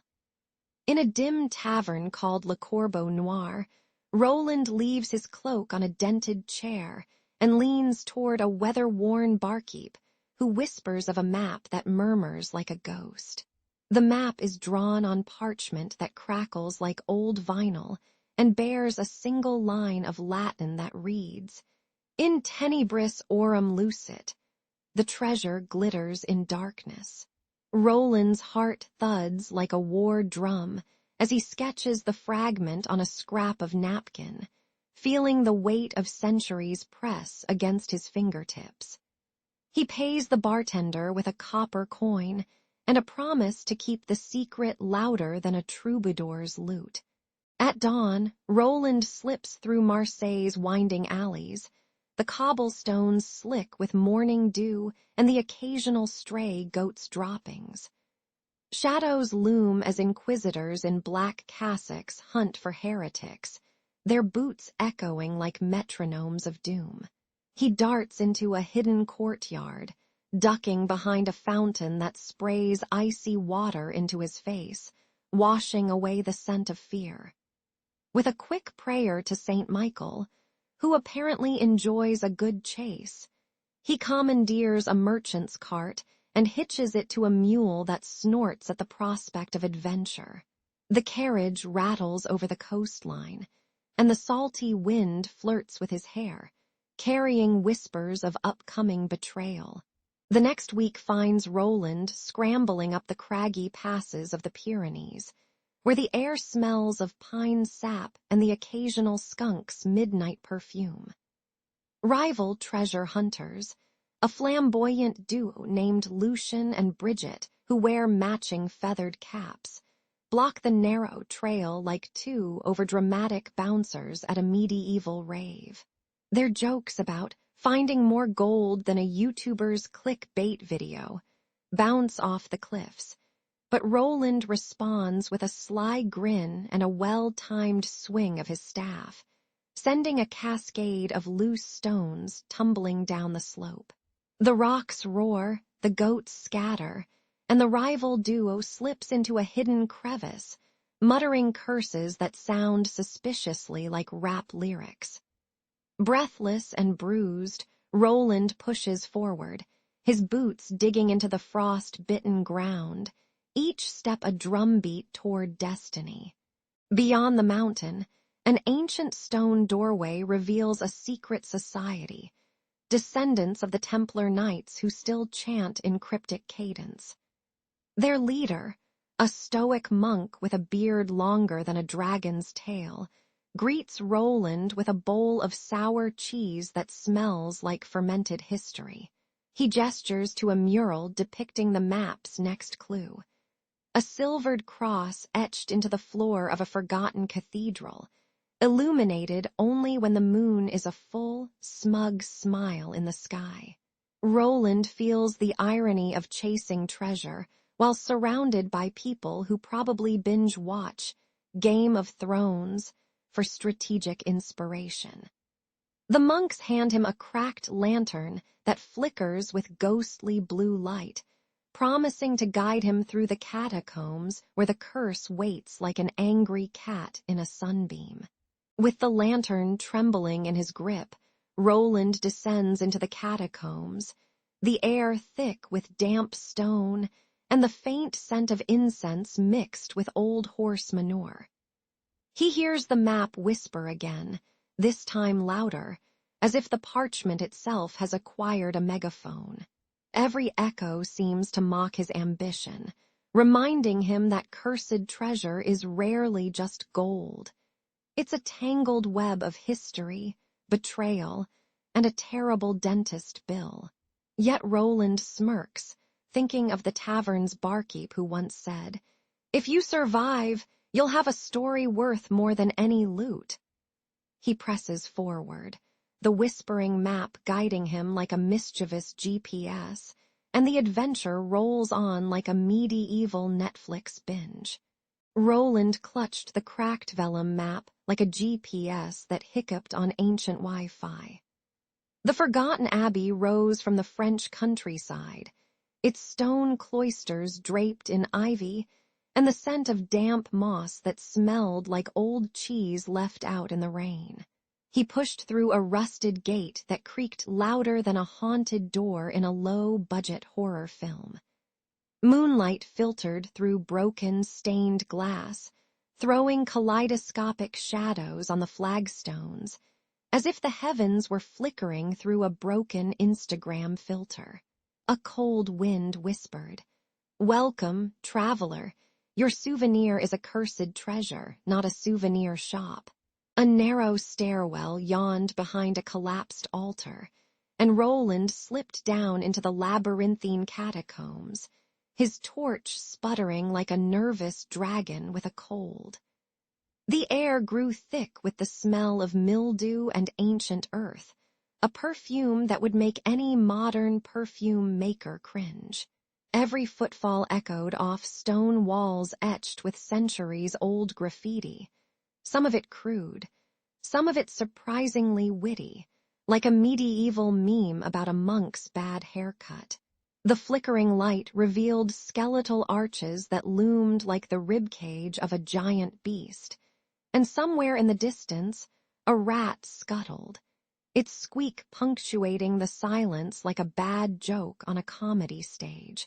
Roland felt the weight of history pressing down, as if the catacombs themselves were trying out a new yoga pose. The downward-facing skull. Out of the gloom drifted spectral guardians, knights in phantom armor that clanked with the sound of a distant microwave door closing. Their helmets bore the faded cross of the Templars, and their eyes glowed with an eerie teal that would make a neon sign jealous. One phantom lifted a ghostly sword and pointed at Roland, as if to say, "You shall not pass, unless you can beat us at rock, paper, scissors." Roland chuckled, replying, "I brought my own cheat codes," and the specters let out a chorus of hollow laughs that reverberated like a bad karaoke night in a cathedral. The air grew colder, and the ghosts faded like a Snapchat filter on a medieval selfie, leaving behind a faint metallic scent of old armor and old regrets. Carved into the damp walls were riddles etched in ancient runes, each one looking like a mix between a hieroglyph and a badly drawn emoji. The first puzzle asked, "I speak without a mouth, hear without ears, and answer all who ask, 'What am I?'" Roland grinned, thinking of his childhood game of 20 questions, and shouted, "An echo!" The stone trembled approvingly, and a hidden panel slid open, revealing a chamber lined with gleaming relics that shone like a fortnight loot chest. The next rune spoke in a tongue that sounded like a pirate with a French accent, demanding a rhyme about darkness and cheese. Roland obliged with, "In the night so black, I melt like cheddar, no turning back." As he solved the final riddle, a cascade of golden light poured down, illuminating a sarcophagus that seemed to hum the theme from the Da Vinci Code. The moment the sarcophagus opened, a chill tightened around Roland's heart, like an invisible vice made of winter wind and bad decisions. An icy breath brushed his cheek, whispering ancient curses that tasted of rusted iron and forgotten sins. Shadows peeled away from the walls, swirling like a midnight tornado, each tendril trying to wrap around his throat in a clingy hug only a cursed treasure could give. Roland swallowed, feeling the curse's grip tighten just enough to make him appreciate the simple pleasure of a warm blanket. With a defiant grin, he lifted the jeweled chest, promising the spirits, "I'll return this to the museum before the next season of Game of Thrones premieres." And the darkness, begrudgingly impressed, gave a final, echoing sigh before receding. Roland's boots scraped against centuries-old limestone as he slipped deeper into the Templar catacombs. The air, thick with the sour perfume of damp stone and forgotten incense. Flickering torchlight painted jittery shadows on walls etched with crusader sigils that looked like medieval emojis. Crosses, swords, and a tiny, mischievous rat. He paused before a massive iron door, its surface scarred by rust and the occasional dent that seemed to grin like a bad sitcom punchline. With a grunt that could rattle the crypt's ancient bones, he forced the gate open, exposing a vault that smelled of mildew, iron, and the faint hint of cursed gold. The silence that followed was so heavy it felt like the world was holding its breath, waiting for him to make the first move. Inside, a chest the size of a small horse lay upon a pedestal, its wood blackened as if it had been sun-baked on the surface of the sun for centuries. Roland's fingers tingled as they brushed the cold, rune-carved lid, and the moment he heaved it up, the vault erupted in a vortex of crackling, violet energy that hissed like 1,000 angry snakes. The air turned rank, a stench of burnt copper and old armor that made his eyes water and his stomach churn. Shadows peeled away from the walls, forming spectral silhouettes of gaunt knights whose armor clanged with a sound that could be heard even through the stone. Think Ghostbusters meets Game of Thrones. The vortex roared, pulling at his cloak, demanding a dance he hadn't rehearsed. The vengeful spirits surged forward, their helmets glinting with the faint light of 1,000 unsolved mysteries, each step echoing like a drum roll from a medieval horror movie. Roland brandished his blade, its edge slick with the sweat of his palm and a dash of the vault's oily residue, and swung at a phantom that dissolved into a chorus of mournful wails. Around him, the soundscape shifted from the metallic clang of swords to the guttural growls of ancient curses, punctuated by the occasional, absurdly polite, "Excuse me," whispered by a particularly courteous spectre. He ducked a spectral lance that sliced through the air with the sound of a busted vinyl record, feeling the cold brush of phantom armor scrape his cheek. The battle turned into a chaotic ballet, each move choreographed by desperation and a sprinkle of dark humor, like watching a medieval version of The Matrix filmed in low-budget CGI. Sweat dripped into his eyes as the vortex pulsed, offering a tantalizing whisper. "Take the treasure, wield its power, become a legend."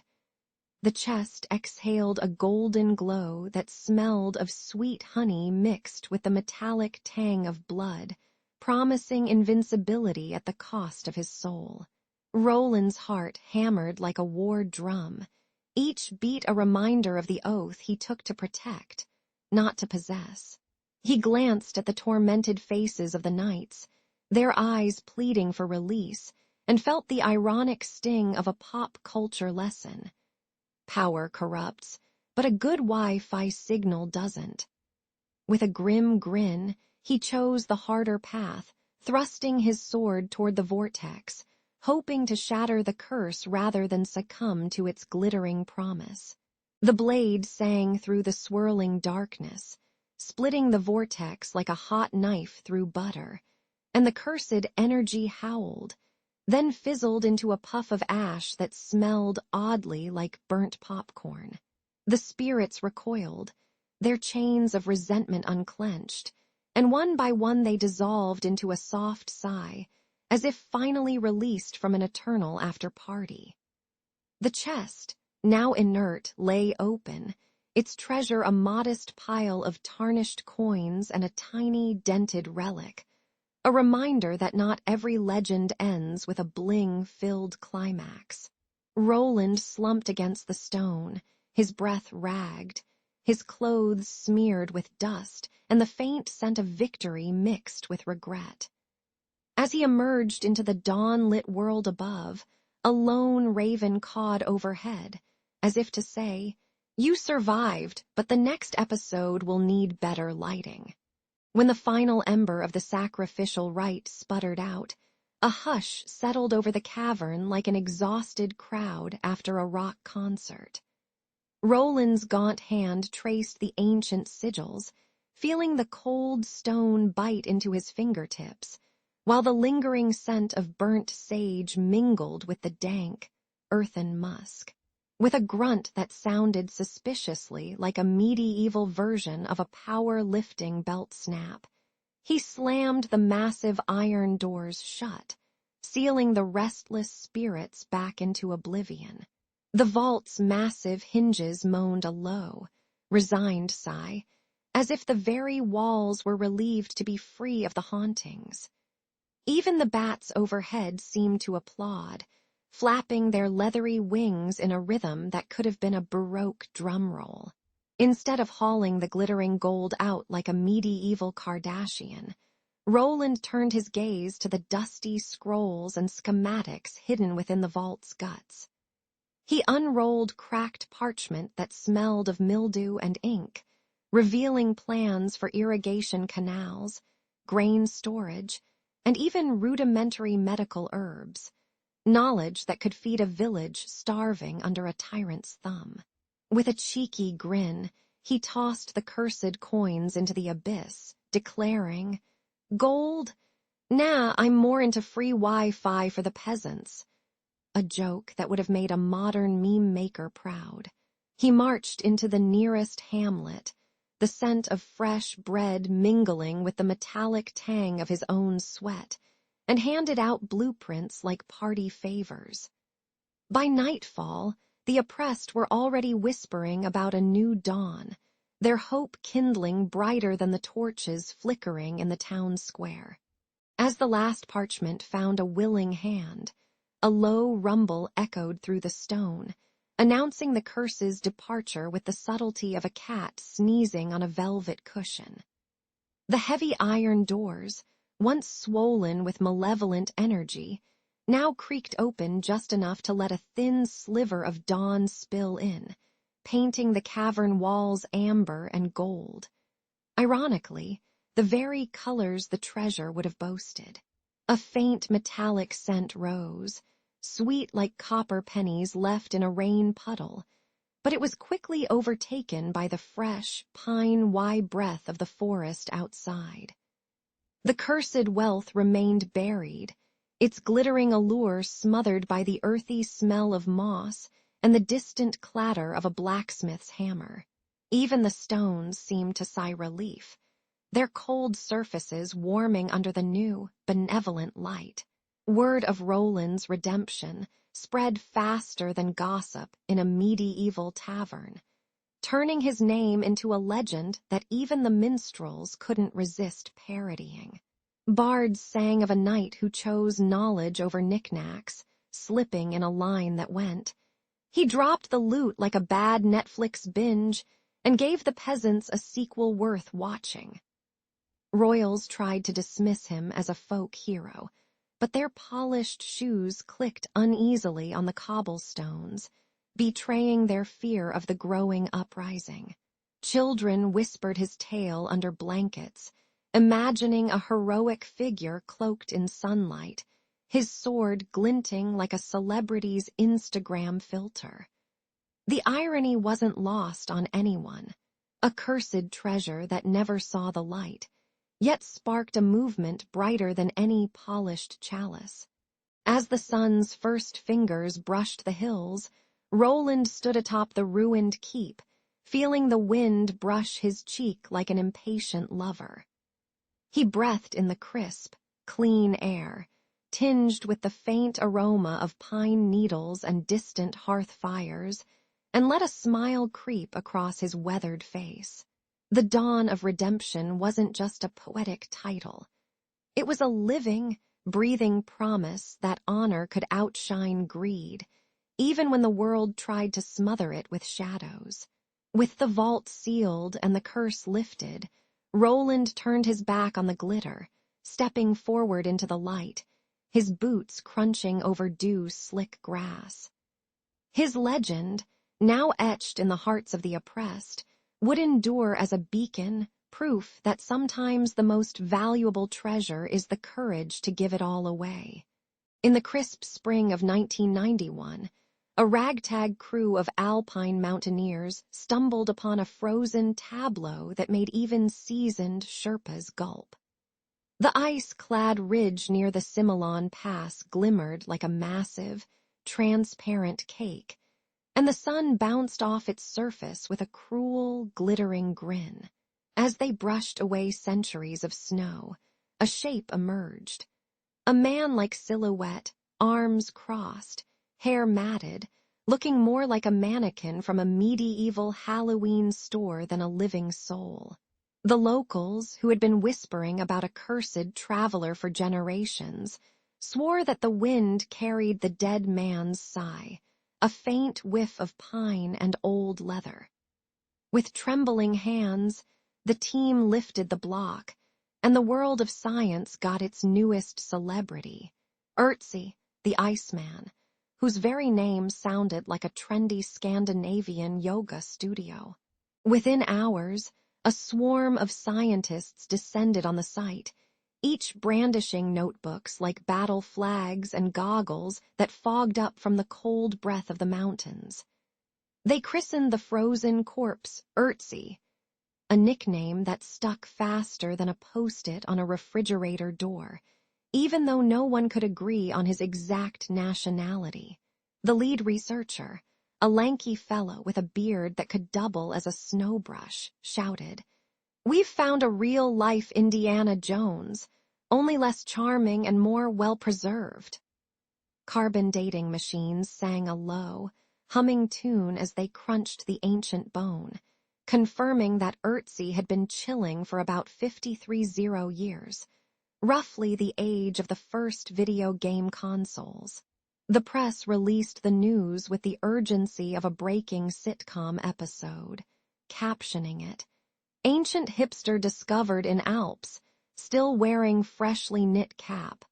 Back in the villages, shepherds gathered around crackling hearths, swapping half-told legends while the fire threw shadows that danced like morbid marionettes. Some swore the icicle that held Ötzi sang in the night, a thin, mournful whistle resembling an old accordion trying to out-scream a snowstorm. Others joked that the frozen guy must have been the original hipster, because he had a goatee, a leather belt, and a quiver that predated Instagram influencers. The aroma of smoked pork and melted snow drifted through the narrow streets, mixing with a faint metallic tang that seemed to seep from the ancient corpse itself. Even the local tavern keeper, who had never missed a chance to spin a yarn, declared that the mountain had finally paid its overdue rent by delivering a dead tenant with a mysterious arrowhead lodged in his flank. Forensic eyes darted over Ötzi's body like detectives in a dimly lit crime lab, spotting a deep wound on his left shoulder that suggested more than a simple stumble. The cut was jagged, as if made by a bronze axe that had been heated in a blacksmith's forge and then dropped straight into a fistful of anger. Think Game of Thrones meets the Flintstones. Tiny shards of copper and strange plant fibers clung to the wound, whispering that whoever struck him carried the tools of both trade and treachery. The scientists, now part-time murder mystery enthusiasts, joked that Ötzi might have been the original man on the run, before Netflix turned the trope into a binge-watched series. Yet beneath the humor lay a cold, uncomfortable truth. A man had been murdered on a windswept ridge, his blood freezing into a silent witness for millennia. As the ice melted and the world peered into Ötzi's amber-colored eyes, a saga unfurled that would thread through archaeology, cinema, and even the occasional late-night talk show monologue. The Iceman's gear, leather sandals with fur-lined soles, a copper-coated knife, and a surprisingly fashionable pelt cloak, became the ultimate fashion statement for any time-traveling hipster. Scholars vowed to decode every scratch on his bark-bound tablet, hoping to uncover the motive behind his untimely demise, like detectives hunting for the perfect plot twist.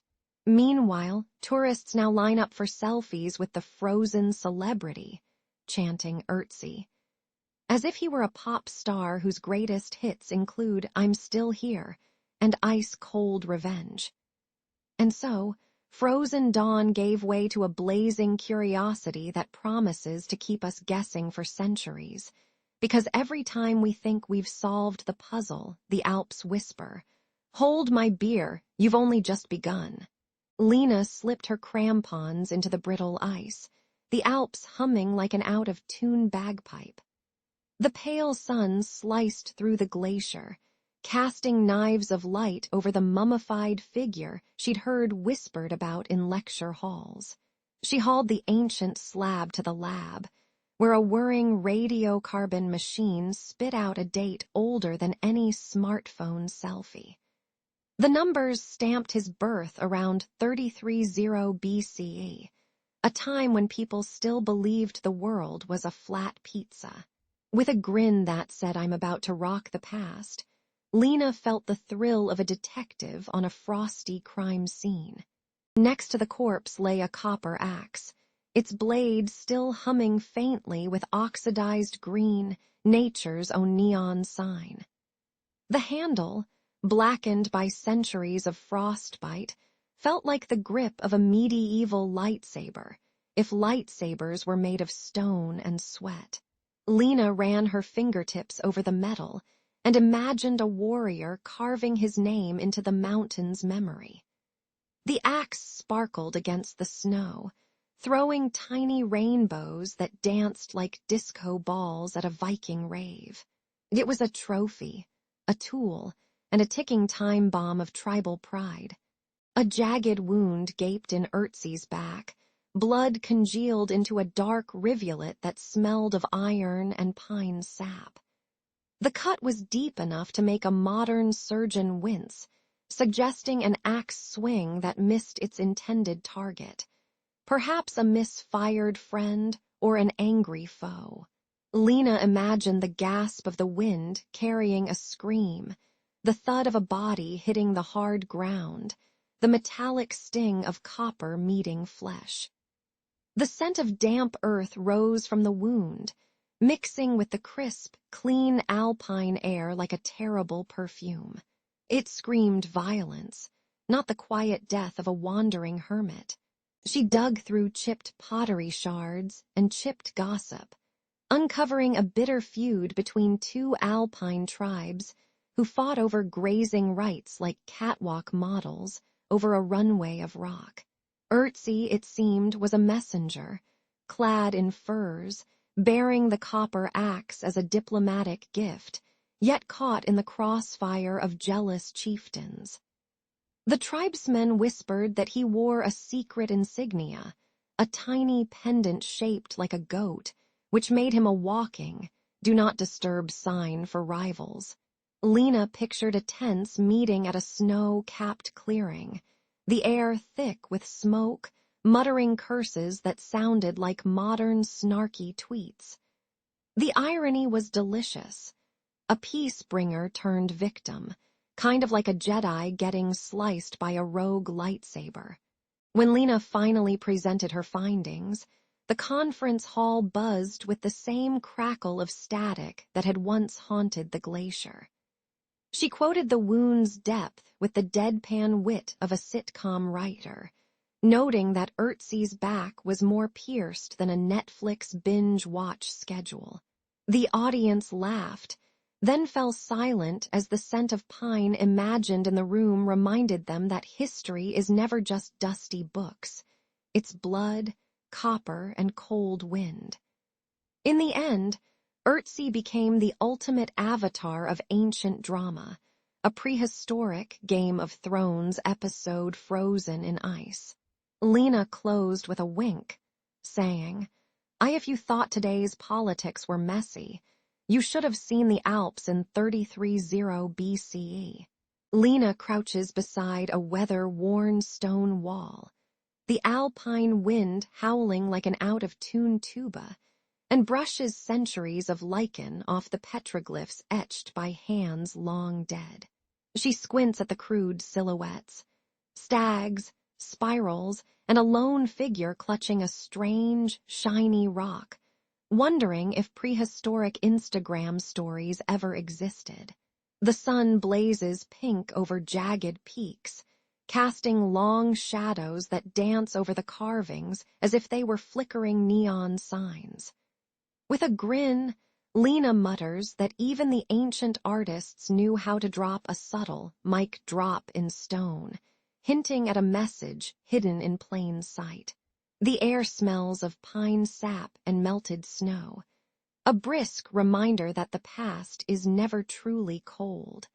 Back in her lab, Lena fires up the isotopic analyzer, a contraption that sounds like a futuristic espresso machine, and watches the glow of carbon-14 numbers swirl on the screen. The data reveals Ötzi's last steps traced a treacherous ridge that crossed into the Italian side, where obsidian, volcanic glass sharper than a ninja's katana, was traded like today's Bitcoin. She imagines the Iceman hoisting a sack of glittering shards, the clink of stone echoing against the icy silence, while merchants haggled over prices in grunts and gestures. The smell of burnt wood from a distant campfire wafts through the lab, mixing oddly with the sterile scent of reagents, making Lena feel like a detective in a medieval sci-fi crossover. Each isotope whispers a tale of movement, commerce, and a man who walked the borderlines of two worlds, just before his fate took a darker turn. Then the romance kicks in, a weathered love token, an amber pendant with a tiny engraved heart, was found tucked in Ötzi's copper axe sheath, a secret souvenir from a lover she dubs the Alpine Juliet. Lena picture books the scene, a moonlit clearing, the Iceman's breath forming ghostly clouds as he leans close, whispering promises that would make even Ross Geller blush. The pendant's scent of resin and earth mingles with the metallic tang of blood on Ötzi's wrist, suggesting a passionate affair that might have ignited a jealous spark among rival suitors. She imagines a rival, grumbling like a grizzled barbarian, plotting revenge over a stolen kiss, his fury as bitter as the alpine herbs that grow in cracked rock. The whole story feels like a stone-cold version of a soap opera, complete with dramatic pauses and a cliffhanger sharper than his arrowheads. All these clues swirl together like a frothy hot cocoa storm, but the true cause of Ötzi's death remains as elusive as a yeti on a ski lift. Lena feels the weight of the copper dagger still lodged in his side, the metallic scent mingling with the piney aroma of the alpine night, whispering of betrayal, trade, and heartbreak. She wonders whether the murder was a jealous lover's swift strike, a rival trader's ambush, or perhaps a desperate act by a border guard fearing espionage. A twist worthy of a Game of Thrones episode set in the Ice Age.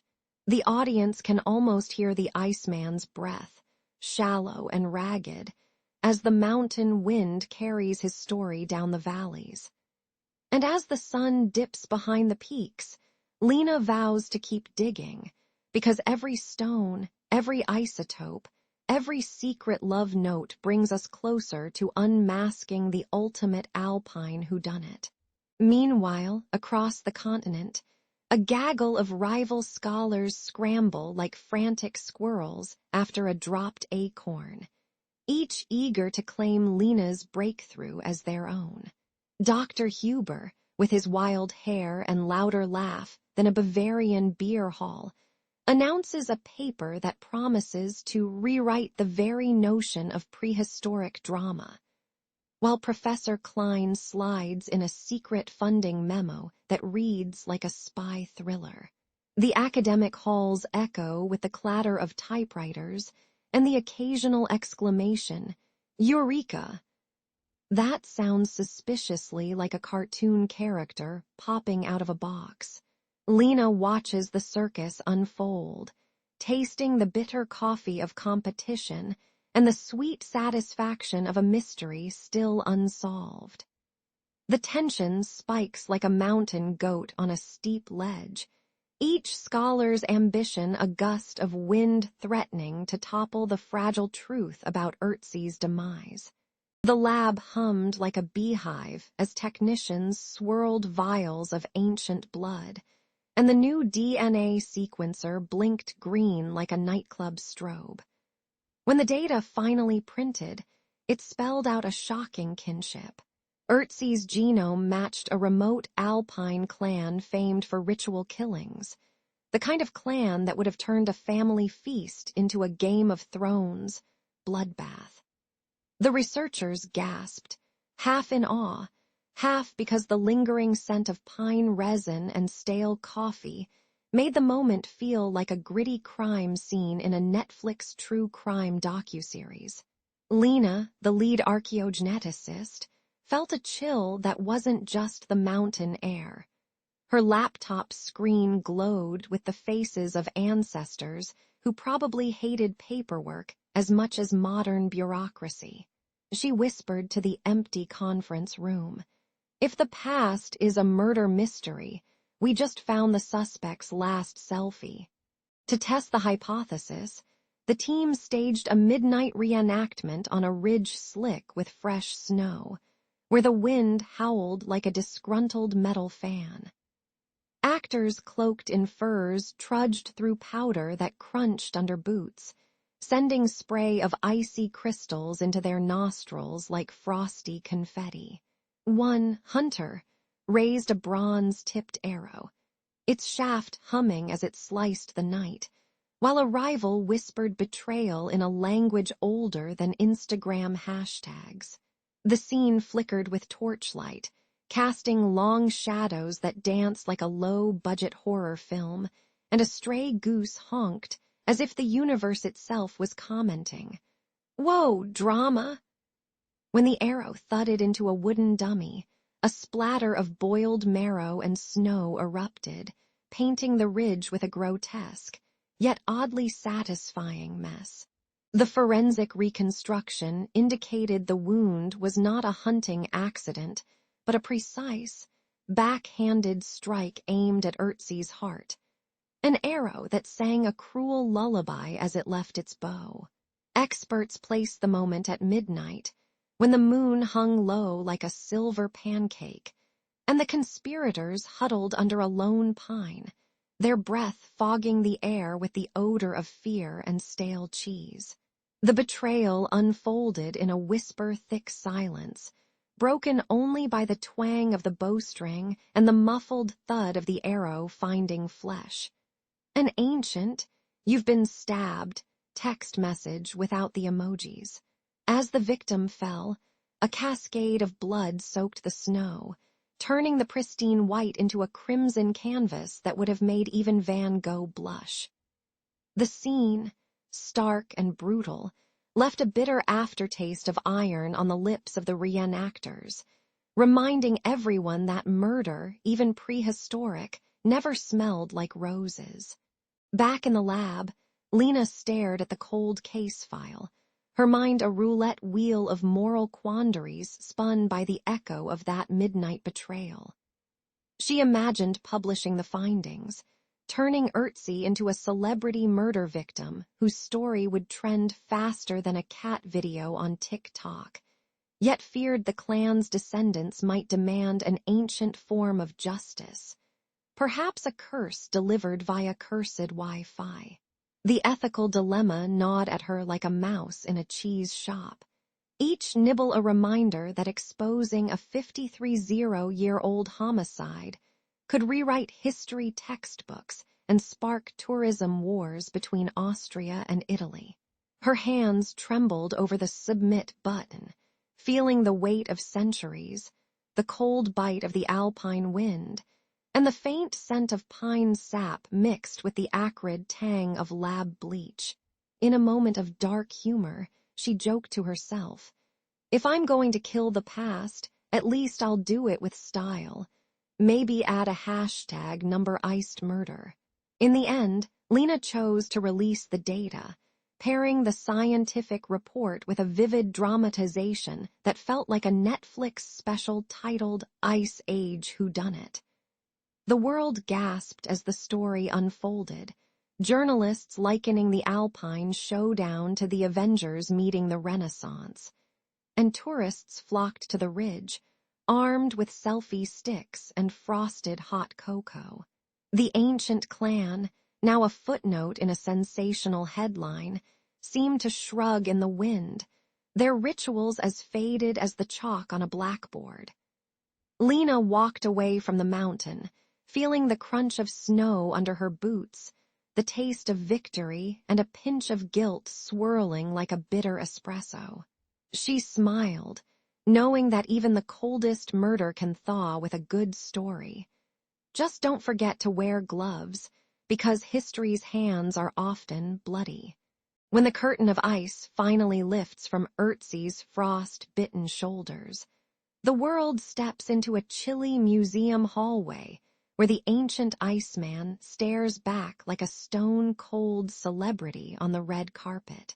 Visitors gasp at the braids of his hair, the leathery tag of his copper axe, and the lingering scent of pine sap mixed with centuries-old sweat.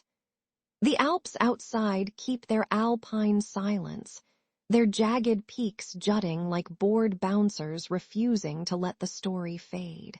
Curators treat him with reverence, polishing his bronze blade as if it were a priceless guitar from a 1970s rock legend.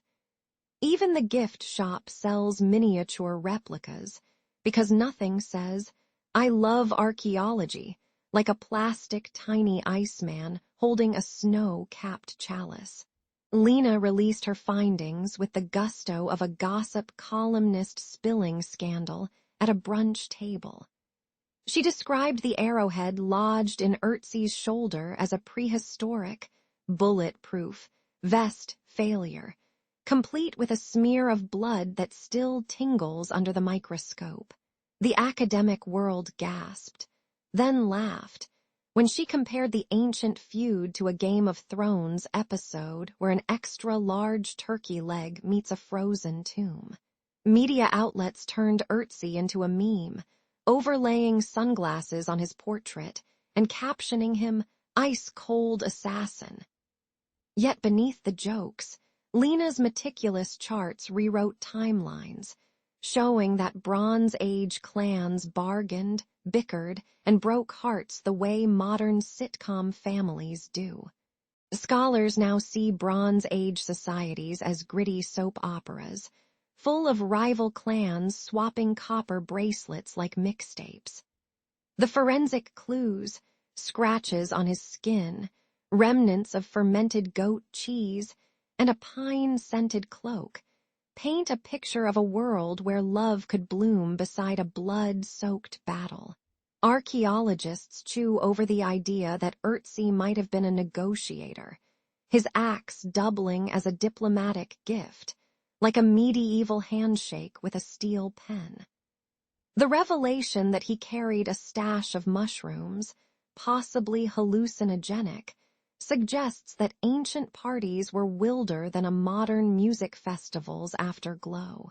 In classrooms today, students whisper about Ötzi while sipping caffeine, realizing that survival and intrigue have always been the ultimate binge-watch material. The Alps loom like a giant marble refrigerator, exhaling thin, pine-scented wind that bites the cheeks of hikers. At dawn, the sun paints the ice in a pink that makes the frozen corpse glimmer like a cheap disco ball. A distant avalanche rattles the valley, its roar echoing the same drumbeat that once scared Ötzi's tribe awake on a cold night. Even the meltwater carries a metallic tang, a reminder of the copper blade that once sang through the air. When night falls, the mountains swallow the sound, leaving only the whisper of distant wolves, as if the ancient murder is still being discussed over a campfire. So the Alps keep their quiet oath, preserving Ötzi's story like a vaulted secret in a stone-cold Instagram story that never expires. We walk past his exhibit, feeling the chill of his breath on our necks, and realize that every modern crime drama owes a debt to this frosty pioneer. His murder, once a mystery buried in ice, now glitters as a lesson. Conflict, love, and survival are timeless threads woven through every human saga. In the end, the Iceman reminds us that history isn't a dusty textbook, but a living, breathing saga that can still make us laugh, cringe, and marvel. So raise a glass of mulled wine to the man who survived the first cold case and proved that even the oldest murder mysteries can still crack open the heart of humanity. In the bright thaw of spring 450 BCE, the seasoned merchant Arvid tightened his leather straps and stared out over the pine-scented shoreline of the Baltic. He had gathered a motley caravan, amber hunters with soot-blackened faces, hammer-wielding craftsmen, and quick-tongued translators who could barter in both Old Norse and Greek. Their wagons groaned under loads of golden resin that glimmered like melted sunlight, each shard humming with the promise of distant coin. The sea wind carried a salty bite, but Arvid's heart burned hotter, full of ambition and the faint scent of success. He raised a fist, shouted a guttural forward, and set the convoy into motion like a medieval convoy of influencers heading for a festival.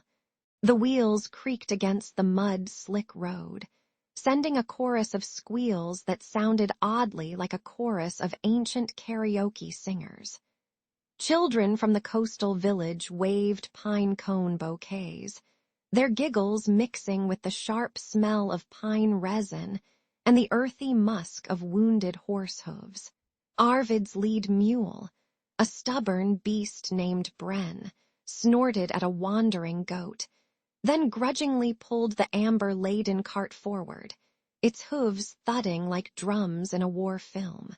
The caravan's cook tossed a stew of salted herring into a cauldron, the broth rising in a frothy, briny cloud that made everyone's mouths water and their stomachs protest. Somewhere in the distance, a gull screeched, as if reminding the travelers that even the birds were trying to get a piece of the action. As the forest thickened, shafts of sunlight pierced the canopy like spotlights on a stage, casting amber mosaics on the forest floor. The translators, one named Lysandra, who could twist Greek into a tongue that even the moss seemed to understand, began swapping jokes with the hunters, trading riddles about why a bear never wears a hat.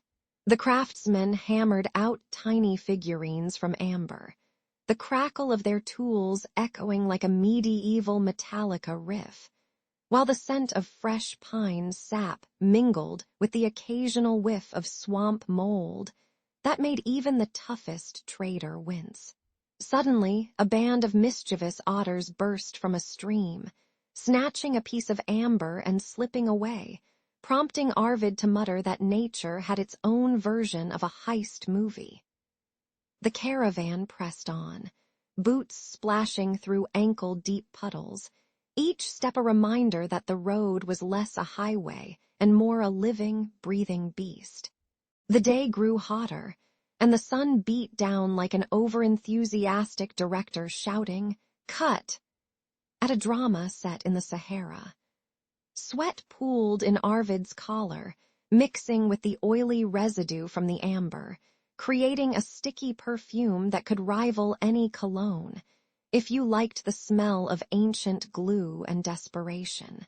A swarm of gnats formed a buzzing cloud, buzzing louder than a 90s boy band's fan chant, and the translators swatted at them while reciting verses from Homer, as if poetry could keep the insects at bay. An ironic moment arrived when a rogue peasant, armed with a wooden spoon, tried to steal a wagon wheel, only to slip on a slick of resin and land in a heap of mud, prompting the caravan to burst into laughter that echoed through the trees. Yet beneath the humor, a gritty truth lingered. The road was unforgiving, and every laugh was a thin shield against the grinding fatigue of miles.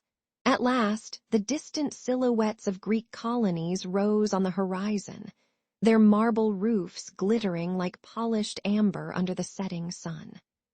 Arvid felt his pulse race faster than a chariot in a race, his thoughts flashing to the market stalls where merchants hawked olives, wine, and the very resin that had fueled their trek.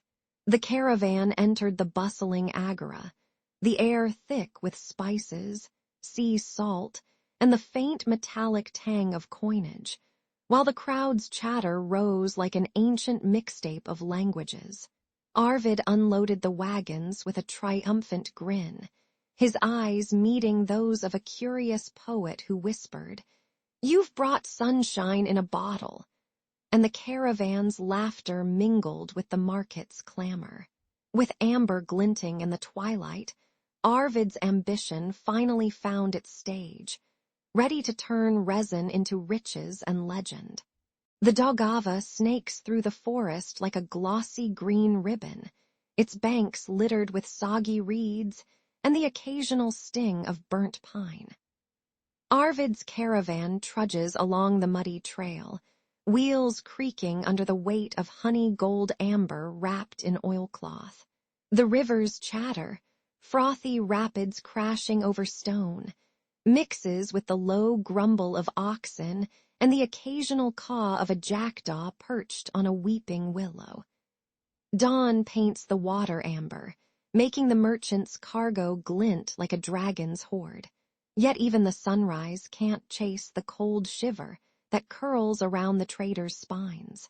Whispers flutter through the camp like nervous moths, carrying names like night weavers and tales of bandits who stitch shadows into their cloaks. A grizzled scout swears he saw silhouettes moving in perfect sync, as if the night itself had hired a dance troupe for a robbery. The rumor mill churns faster than a Viking tavern's ale barrel, spilling details that sound half myth, half gossip column. Arvid chuckles darkly, recalling a Netflix series where thieves wore masks shaped like cats. Only this guild prefers the anonymity of darkness. Still, the chill in the air feels less like weather and more like a promise of trouble. When Arvid reaches the chieftain's firelit clearing, the chief greets him with a toast of sour spruce sap and a stare that could melt metal. Negotiations begin with the clink of amber jars and the occasional bark of a restless wolf from the woods. Arvid offers a share of the cargo, hoping the chieftain's loyalty will outweigh his hunger for power. The chief smirks, reminding Arvid that alliances in these parts are as stable as a house of cards in a storm, yet useful when the wind blows the right way. Both men end the talk with a handshake that feels more like a mutual pact to survive the night's looming horror. Days pass and supplies dwindle, the rations turning from fresh rye bread to stale biscuits that taste like ancient dust. The caravan's goats cough, their breath a sour cloud that mingles with the river's fetid odor after a rainstorm. Arvid watches his men count each amber shard like treasure hunters in a video game, the numbers dropping faster than his patience. The night weaver's threats become audible, soft footfalls on the riverbank, a faint rustle of cloaked limbs in the trees. In a moment of grim humor, Arvid mutters that even the squirrels seem better organized than the bandits, though neither are likely to share a snack. As dusk settles, shadows lengthen into black ribbons that drape over the Daugava, turning the water into a mirror for unseen eyes. Arvid feels the weight of every whispered threat pressing against his chest like an overgrown backpack. He steadies his voice, recalling an old saying, "When the night wears a cloak, the brave wear a grin." With a wry smile, he orders the fire lit higher, hoping its glow will scare off the night weavers or at least make them think twice before stealing his amber.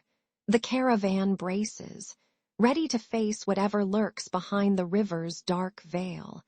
Because in trade, as in a superhero movie, the real villains always hide in plain sight. The moon poured silver onto a moss-slick clearing, and the scent of pine sap mingled with damp earth like a spilled bottle of cheap cologne. In the center, 3 cloaked night weavers huddled around a low, crackling fire, their faces hidden beneath hoods stitched with midnight spider silk. Their fingers drummed the table's rough bark as a rustle of amber-stained breeches announced the arrival of the Baltic merchants, eyes darting like startled ravens. I could hear the distant hoot of an owl, the soft clink of coin purses, and the faint, metallic tang of blood that had leaked from a wound on a trader's hand earlier that night. The whole scene felt like a secret episode of Stranger Things, set in a medieval forest. Only the monsters were human, and the stakes were amber. A hush fell when the lead night weaver lifted a sealed wax tablet, its seal broken not by a sword, but by a bribe from the rival Aegean Silks consortium. They offered the weavers a slice of Mediterranean gold, promising that the amber caravans would become nothing more than dusty souvenirs for a sun-kissed market. The merchants' faces turned as pale as the amber they carried, realizing the deal was as slippery as a fish in a barrel of oil. The consortium's emissary, a silver-tongued merchant named Cassius, winked and said, "Consider this a corporate takeover. Think hostile takeover, but with more pine needles." The irony was thick enough to choke on. The night weavers, who usually spun secrets, were now stitching a betrayal. Under the cover of night, the weavers slipped into the caravan's camp, their shadows merging with the flickering torchlight like ninjas in a low-budget fantasy flick. They pried open the leader's tent, inhaling the sweet, cloying perfume of amber dust mixed with sweat and spilled ale. With a swift slash of a concealed dagger, they silenced the veteran chieftain, his blood staining the amber-yellow rug, a macabre reminder that commerce often runs on crimson. Meanwhile, other weavers slipped amber trinkets into the sacks of rival traders, swapping genuine pieces for cracked, counterfeit stones that would crumble under a Mediterranean sun. The air grew heavy with the metallic scent of blood, the acrid smoke of burning pine, and the faint laugh of fate echoing through the trees. The surviving merchants gathered around a half-burned fire, their eyes wide with disbelief, as if they just watched the finale of a binge-watchable drama. "We trusted the night," muttered old Jarl Rudolphs, wiping ash from his beard, his voice cracked like an ancient amphora. Their grievances turned into bitter jokes. One whispered, "At least we'll have a story for the tavern, the great amber heist, starring the night weavers and the Aegean silks." A chorus of nervous chuckles rose, but the underlying tension crackled louder than any torch, a reminder that trust was now as fragile as a dried amber shard.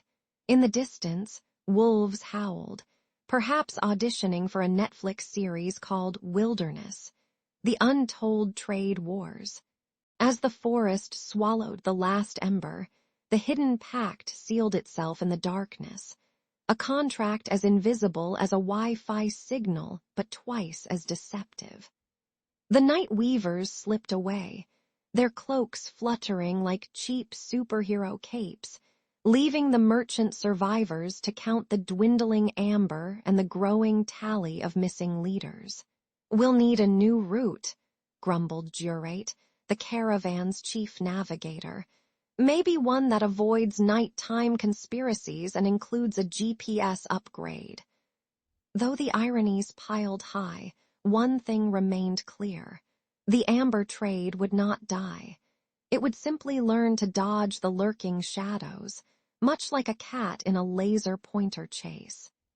And so the tale of the hidden pact drifts on the wind, waiting to be retold around hearths, where future generations will raise a mug and toast to trade, treachery, and the occasional medieval meme. The Baltic Amber Road stretched like a black ribbon through the endless forest, its timbered shoulders bathed in chilling fog. Arvid, the grizzled caravan master, hauled his creaking wagons under a sky that refused to lend even a sliver of moonlight. His crew, Lars the stoic ox driver, the sharp-tongued merchant wife Freja, and a gaggle of apprentices muttering about treasure, hummed a low, nervous chant. Every step rattled the amber casks, releasing a sweet, piney perfume that clung to the cold air like an over-enthusiastic perfume commercial. Little did they know that the night had already hired a troupe of shadowy thieves, the Night Weavers, to rewrite their itinerary. Suddenly, the trees erupted in a chorus of rustling branches, as if nature itself had pressed the record button on a horror soundtrack. From the darkness leapt the Night Weavers, cloaked in midnight wool, wielding sickles that glittered like the discarded lights of a 90s arcade. They swarmed the caravan, slashing at the reins while shouting cryptic verses that sounded suspiciously like bad karaoke. Wagons ignited in a flash of amber fire, the flames licking the sky with a hiss that smelled of burnt resin and burnt toast. The heat turned the night into a giant grill, and the scent of charred amber made the air taste like caramel gone terribly wrong. In the chaos, Arvid felt a cold iron clasp his throat. Then the world went black faster than a Netflix series after the final episode. When the smoke cleared, his hat lay twisted beside a shattered amber shard that glowed like the last pixel on a dying screen. Freja's scream was swallowed by the crackling fire, and Lars vanished as silently as a cat meme disappearing from a timeline. The apprentices huddled together, their faces illuminated by the flickering flames, eyes wide as if they'd just seen a unicorn on a reality TV show. All that remained of the once mighty caravan was a scattering of glittering amber fragments, each one humming a mournful tune that even the night critters ignored. The road reeked of burnt wood, melted resin, and the sour tang of fear, a perfume no noble perfume house would dare bottle. Blood dripped from the torn hides of the weavers' cloaks, pooling on the dirt like crimson jam on a grimy tablecloth. Cinders fell like angry fireflies, sizzled against the wet moss, and the ground throbbed under the weight of broken amber, each piece a tiny, glittering wound. Even the night insects seemed to hold their breath, their usual chirps replaced by a heavy, oppressive silence that felt as uncomfortable as sitting through an awkward family dinner. Arvid's battered sword lay half buried in ash, its blade still warm, as if it too were waiting for a dramatic last-minute rescue that never arrived. When the last ember died, the forest exhaled a sigh, and the only sound left was the soft rustle of amber shards whispering secrets to the wind. Travelers who later passed that cursed stretch swore they could hear faint, ghostly laughter, like a sitcom audience clapping at a joke that never landed. The Night Weavers vanished as cleanly as a magician's rabbit, leaving behind a legend that would be whispered around tavern fires for generations. Now, every full moon night, or lack thereof, people stare at the empty road, wondering if the missing merchants are simply buffering in another dimension. And so the Baltic Amber Road remains a ghostly bookmark in history, A story that flickers on and off like a low-budget streaming series that refuses to be canceled. When the dust-laden vault of Arkvare's monastery finally yielded a stack of brittle letters, the lone chronicler, an ink-stained hermit named Leif, felt the thrill of a treasure hunt more akin to finding a lost Pokémon than unearthing old parchment. The musty scent of moth-eaten vellum mingled with the sour tang of fermented mead that had seeped through the stone floor, making his nose twitch like a hound on a scent trail. He unfurled the first missive by candlelight, its ink still glistening like amber itself, and read a frantic plea from a caravan foreman warning of shadows in the pine. Each curl of the script sang a warning that the road, once a glittering artery of golden resin, had become a snarling beast. Leif's heart hammered as loudly as a drum in a tavern brawl, knowing he stood at the edge of a story that had slipped through the cracks of history. The letters, when stacked together, formed a jagged mosaic of betrayal. Merciless bandits, corrupt customs officials, and a secret society of amber smelters who traded in whispers and poisoned the very sap they coveted. One missive, inked by a trembling hand, described a night when the caravan camp erupted in flames, the scent of burning pine and charred resin choking the air, while masked figures slipped away with chests heaving with amber nuggets. The hidden ledger, tucked beneath a loose floorboard, listed names in a neat column. Some crossed out with a red slash, others annotated with a sly smiley, paid in full. As Leif traced the ink, the conspiracy unfolded like a greasy pizza slice. A slice of greed, a slice of deceit, and a lingering crust of murder.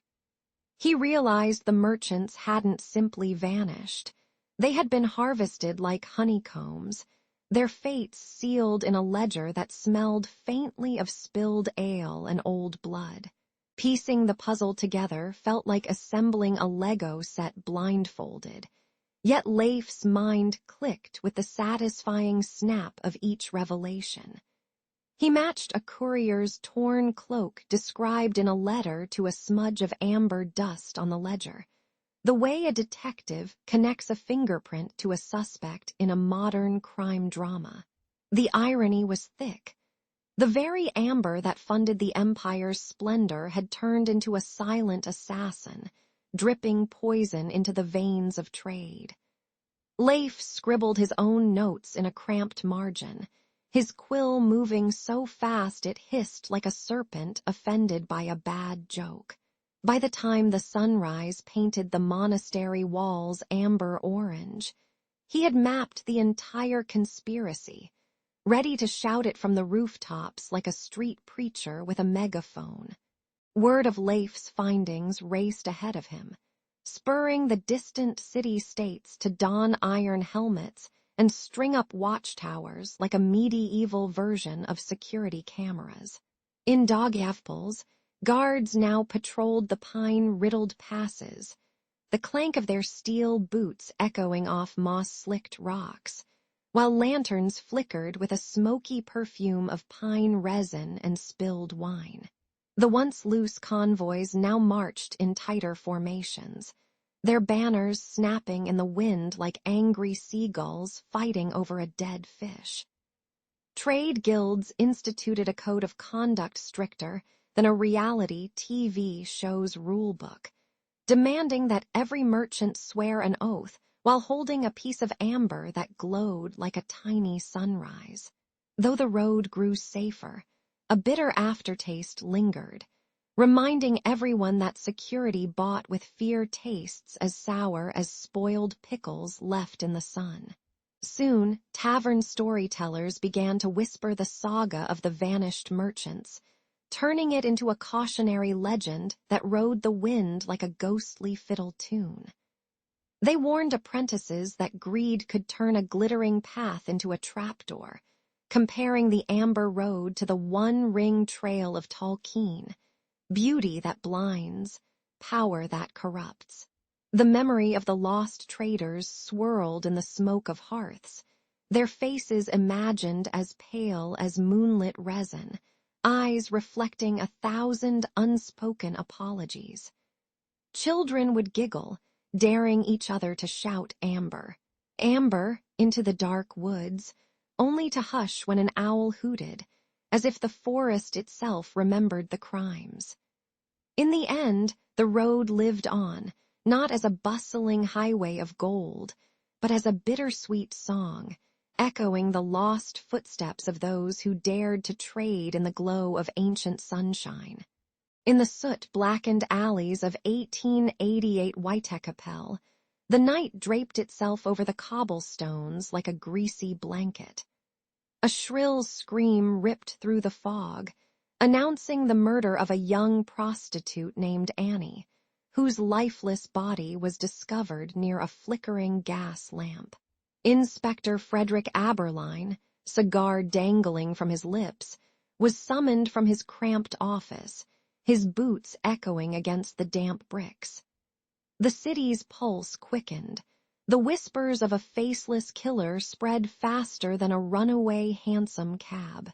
Panic, as palpable as the smell of rotting fish, settled over the district. The alley reeked of burnt coal, spilled whiskey, and the sour tang of blood that clung to the brickwork. Rain slicked the ground, turning each step into a squelch that made the bloodstains glisten like cheap carnival paint. Lanterns sputtered, casting jittery shadows that danced like nervous actors on a stage of grime. A lone cat slunk past, its ears flattening as if it sensed the murderer's lingering scent. Even the rats seemed to pause, their tiny eyes reflecting the dread that hung in the air. Aberline stalked the scene with the swagger of a detective who'd read too many Sherlock Holmes pamphlets, yet his mind kept drifting to the absurdity of hunting a man who preferred knives to business cards. He lifted his cap, feeling the weight of a city that demanded answers faster than a telegram. The victim's torn clothing smelled of cheap perfume and desperation, a perfume that would have made even Chanel blush. He muttered, "If the devil's got a hobby, this must be his favorite," chuckling darkly while his fingers tightened around his notebook. The irony lay in the fact that a man who solved petty pickpocket cases now faced a puzzle scarier than any Dickens plot. Word of the killer spread through taverns like a gossip chain email, each retelling adding a new flourish. Some swore the murderer wore a top hat, others claimed he was a vampire on a weekend off. By the next morning, the press declared the Ripper the original true crime binge, feeding a hungry public that devoured every gruesome detail like binge watching a horror series. Children whispered Jack in schoolyards, while the wealthy gentry clinked champagne glasses, half amused, half horrified at the macabre entertainment. Even the police chief, a man of stiff collars, sighed. "We've got a serial slasher, and the city's turned into a live-action role play." The fog, now thick as a stage curtain, concealed more than just the killer. It hid society's own darkest curiosities. As night fell again, shadows stretched over Whitecapel like long-lived rumors, swallowing any hope of safety. Aberline stood beneath a trembling lamplight, his breath fogging in the cold, aware that each clue was a needle in a haystack of muck. The city waited, its heart thudding like a drum roll in a horror movie that refused to end. Yet the killer remained unseen, his silhouette dissolved into the very mist that birthed him. And so, the legend of Jack the Ripper seeped into every cobblestone, a permanent stain on history's grim gallery. London streets lay shrouded in a pallid fog that seemed to swallow lamplight and hope alike, as the city inhaled the stench of coal and dread. The chalky scream of the press pierced the murk, splashing lurid headlines about Annie Chapman and Elizabeth stride across every penny paper. Citizens huddled in taverns, clutching their tea like a lifeline, while rumors curled around them like smoke rings from a busted chimney. Even the lamplighter's paused, their flames flickering in rhythm with the pounding of frightened hearts. In the alleys, the fog whispered, "Who will be next?" Inspector Frederick Aberline stood over the grisly tableau of Chapman's body, his notebook a mere scribble of blood-spattered notes. Because forensic science in 1888 was about as advanced as a medieval barber. He lifted a torn piece of fabric, smelt the sour tang of death, and tried to piece together a puzzle with no picture on the box. The corpses lay like grotesque mannequins, their throats slashed so cleanly it made you wonder if a surgeon had taken a night off. By candlelight, he swore a silent oath to follow any clue, even if it smelled like rotting fish from the Thames. The city watched, half amused, half appalled, as the inspector wrestled with a crime scene that offered as much help as a GPS with a dead battery. Mayor Arthur Balfour paced his office like a nervous stagehand, his bowler hat twitching with each frantic telegram from the newsroom. Journalists, armed with quills and an appetite for melodrama, turned the murders into a theatrical series, dubbing the killer Jack the Ripper, as if he were a celebrity guest on a Victorian version of reality TV. They painted him as a shadowy villain worthy of a Dickens novel, while the public cheered the drama like it were a front-row seat at the Royal Opera House. The mayor, sweating like a baker in a summer oven, demanded answers faster than a streaming service drops a new season. Meanwhile, Aberline felt the weight of a city that wanted a quick resolution as much as it craved the next scandalous headline. Night after night, the fog draped itself over Whitechapel like a damp blanket, muffling the clatter of horse-drawn carriages and the occasional gasp from a startled passerby. The scent of soot mingled with a metallic tang that seemed to seep from the very cobblestones, turning each step into a sensory reminder of the terror that stalked the alleys. Mothers clutched their children tighter, muttering prayers that sounded like desperate hashtags in an era without internet. Lanterns flickered, casting quivering shadows that danced to the rhythm of an unseen predator's footsteps. In the taverns, the barkeep poured ale with a grin that hinted at a morbid joke. At least the Ripper doesn't charge for delivery. As the death toll rose, Aberline's notebook filled with ink-stained hypotheses, each more desperate than the last, while his colleagues whispered about witchcraft and madmen with the relish of gossip columnists.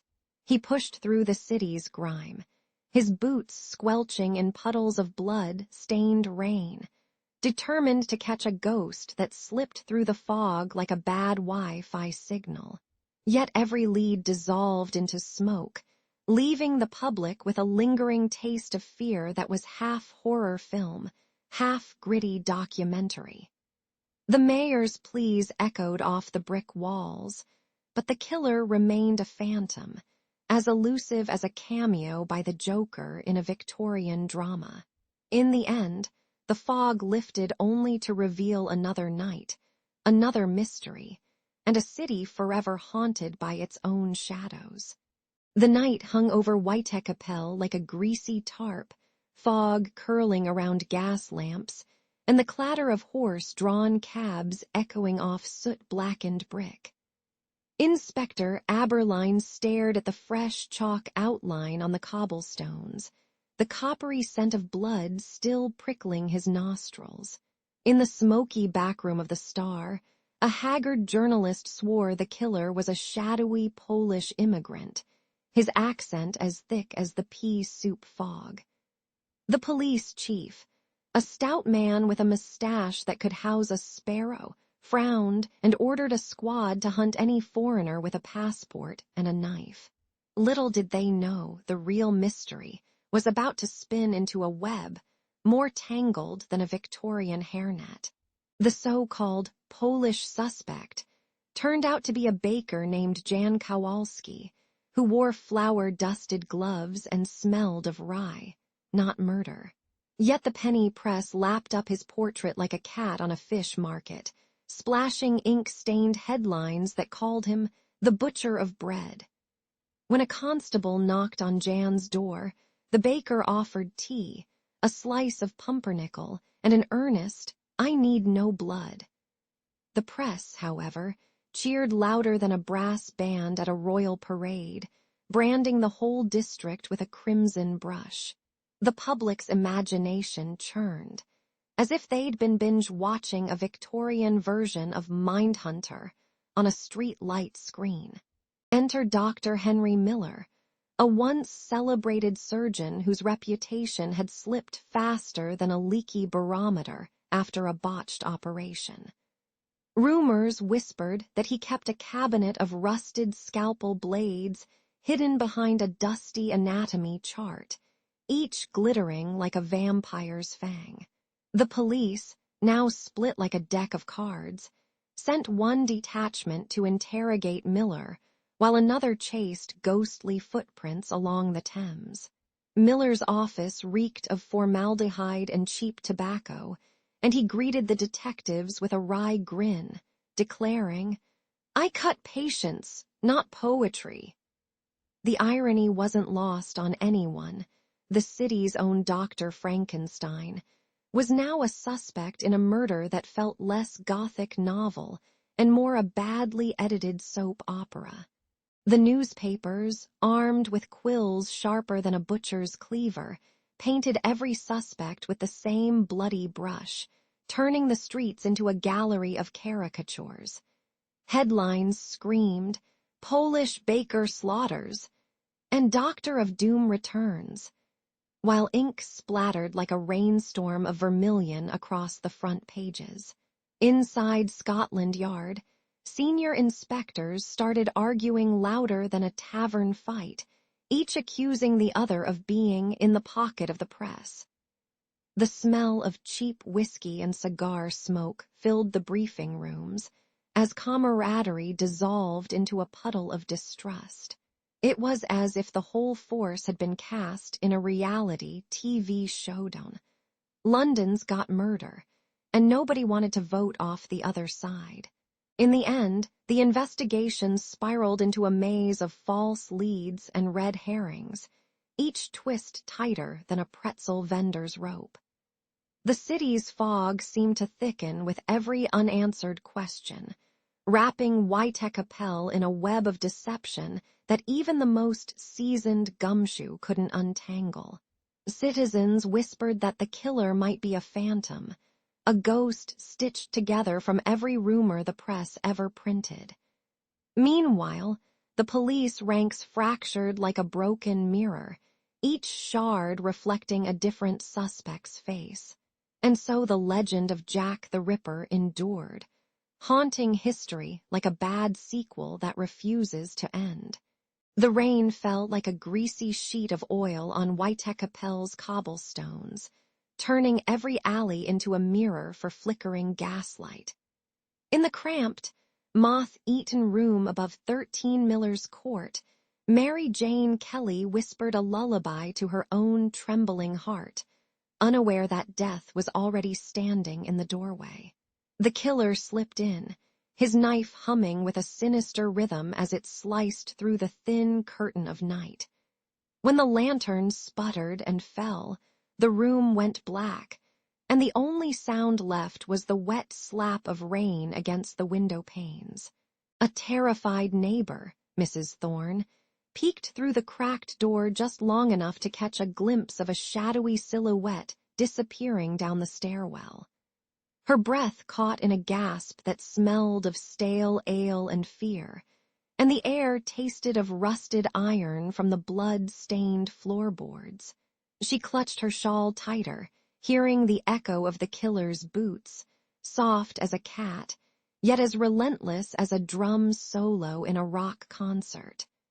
The sight of the figure, hood pulled low, made her think the man might have stepped straight out of a Dickens novel or a poorly lit horror game. Inspector Frederick Aberline raced through the maze of fog-choked streets, his mind a tangled knot of doubts and cigar smoke. Every ticking second felt like a metronome in a thriller trailer, urging him to chase a ghost that laughed at police reports. He slammed his hand into the wooden desk at Whitecapel Police Station, jarring the dust off the ledger that listed the victims, each entry a grim reminder that another life had been snuffed out. Yet the deeper he dug, the more the case felt like trying to find a needle in a haystack made of grime and murder.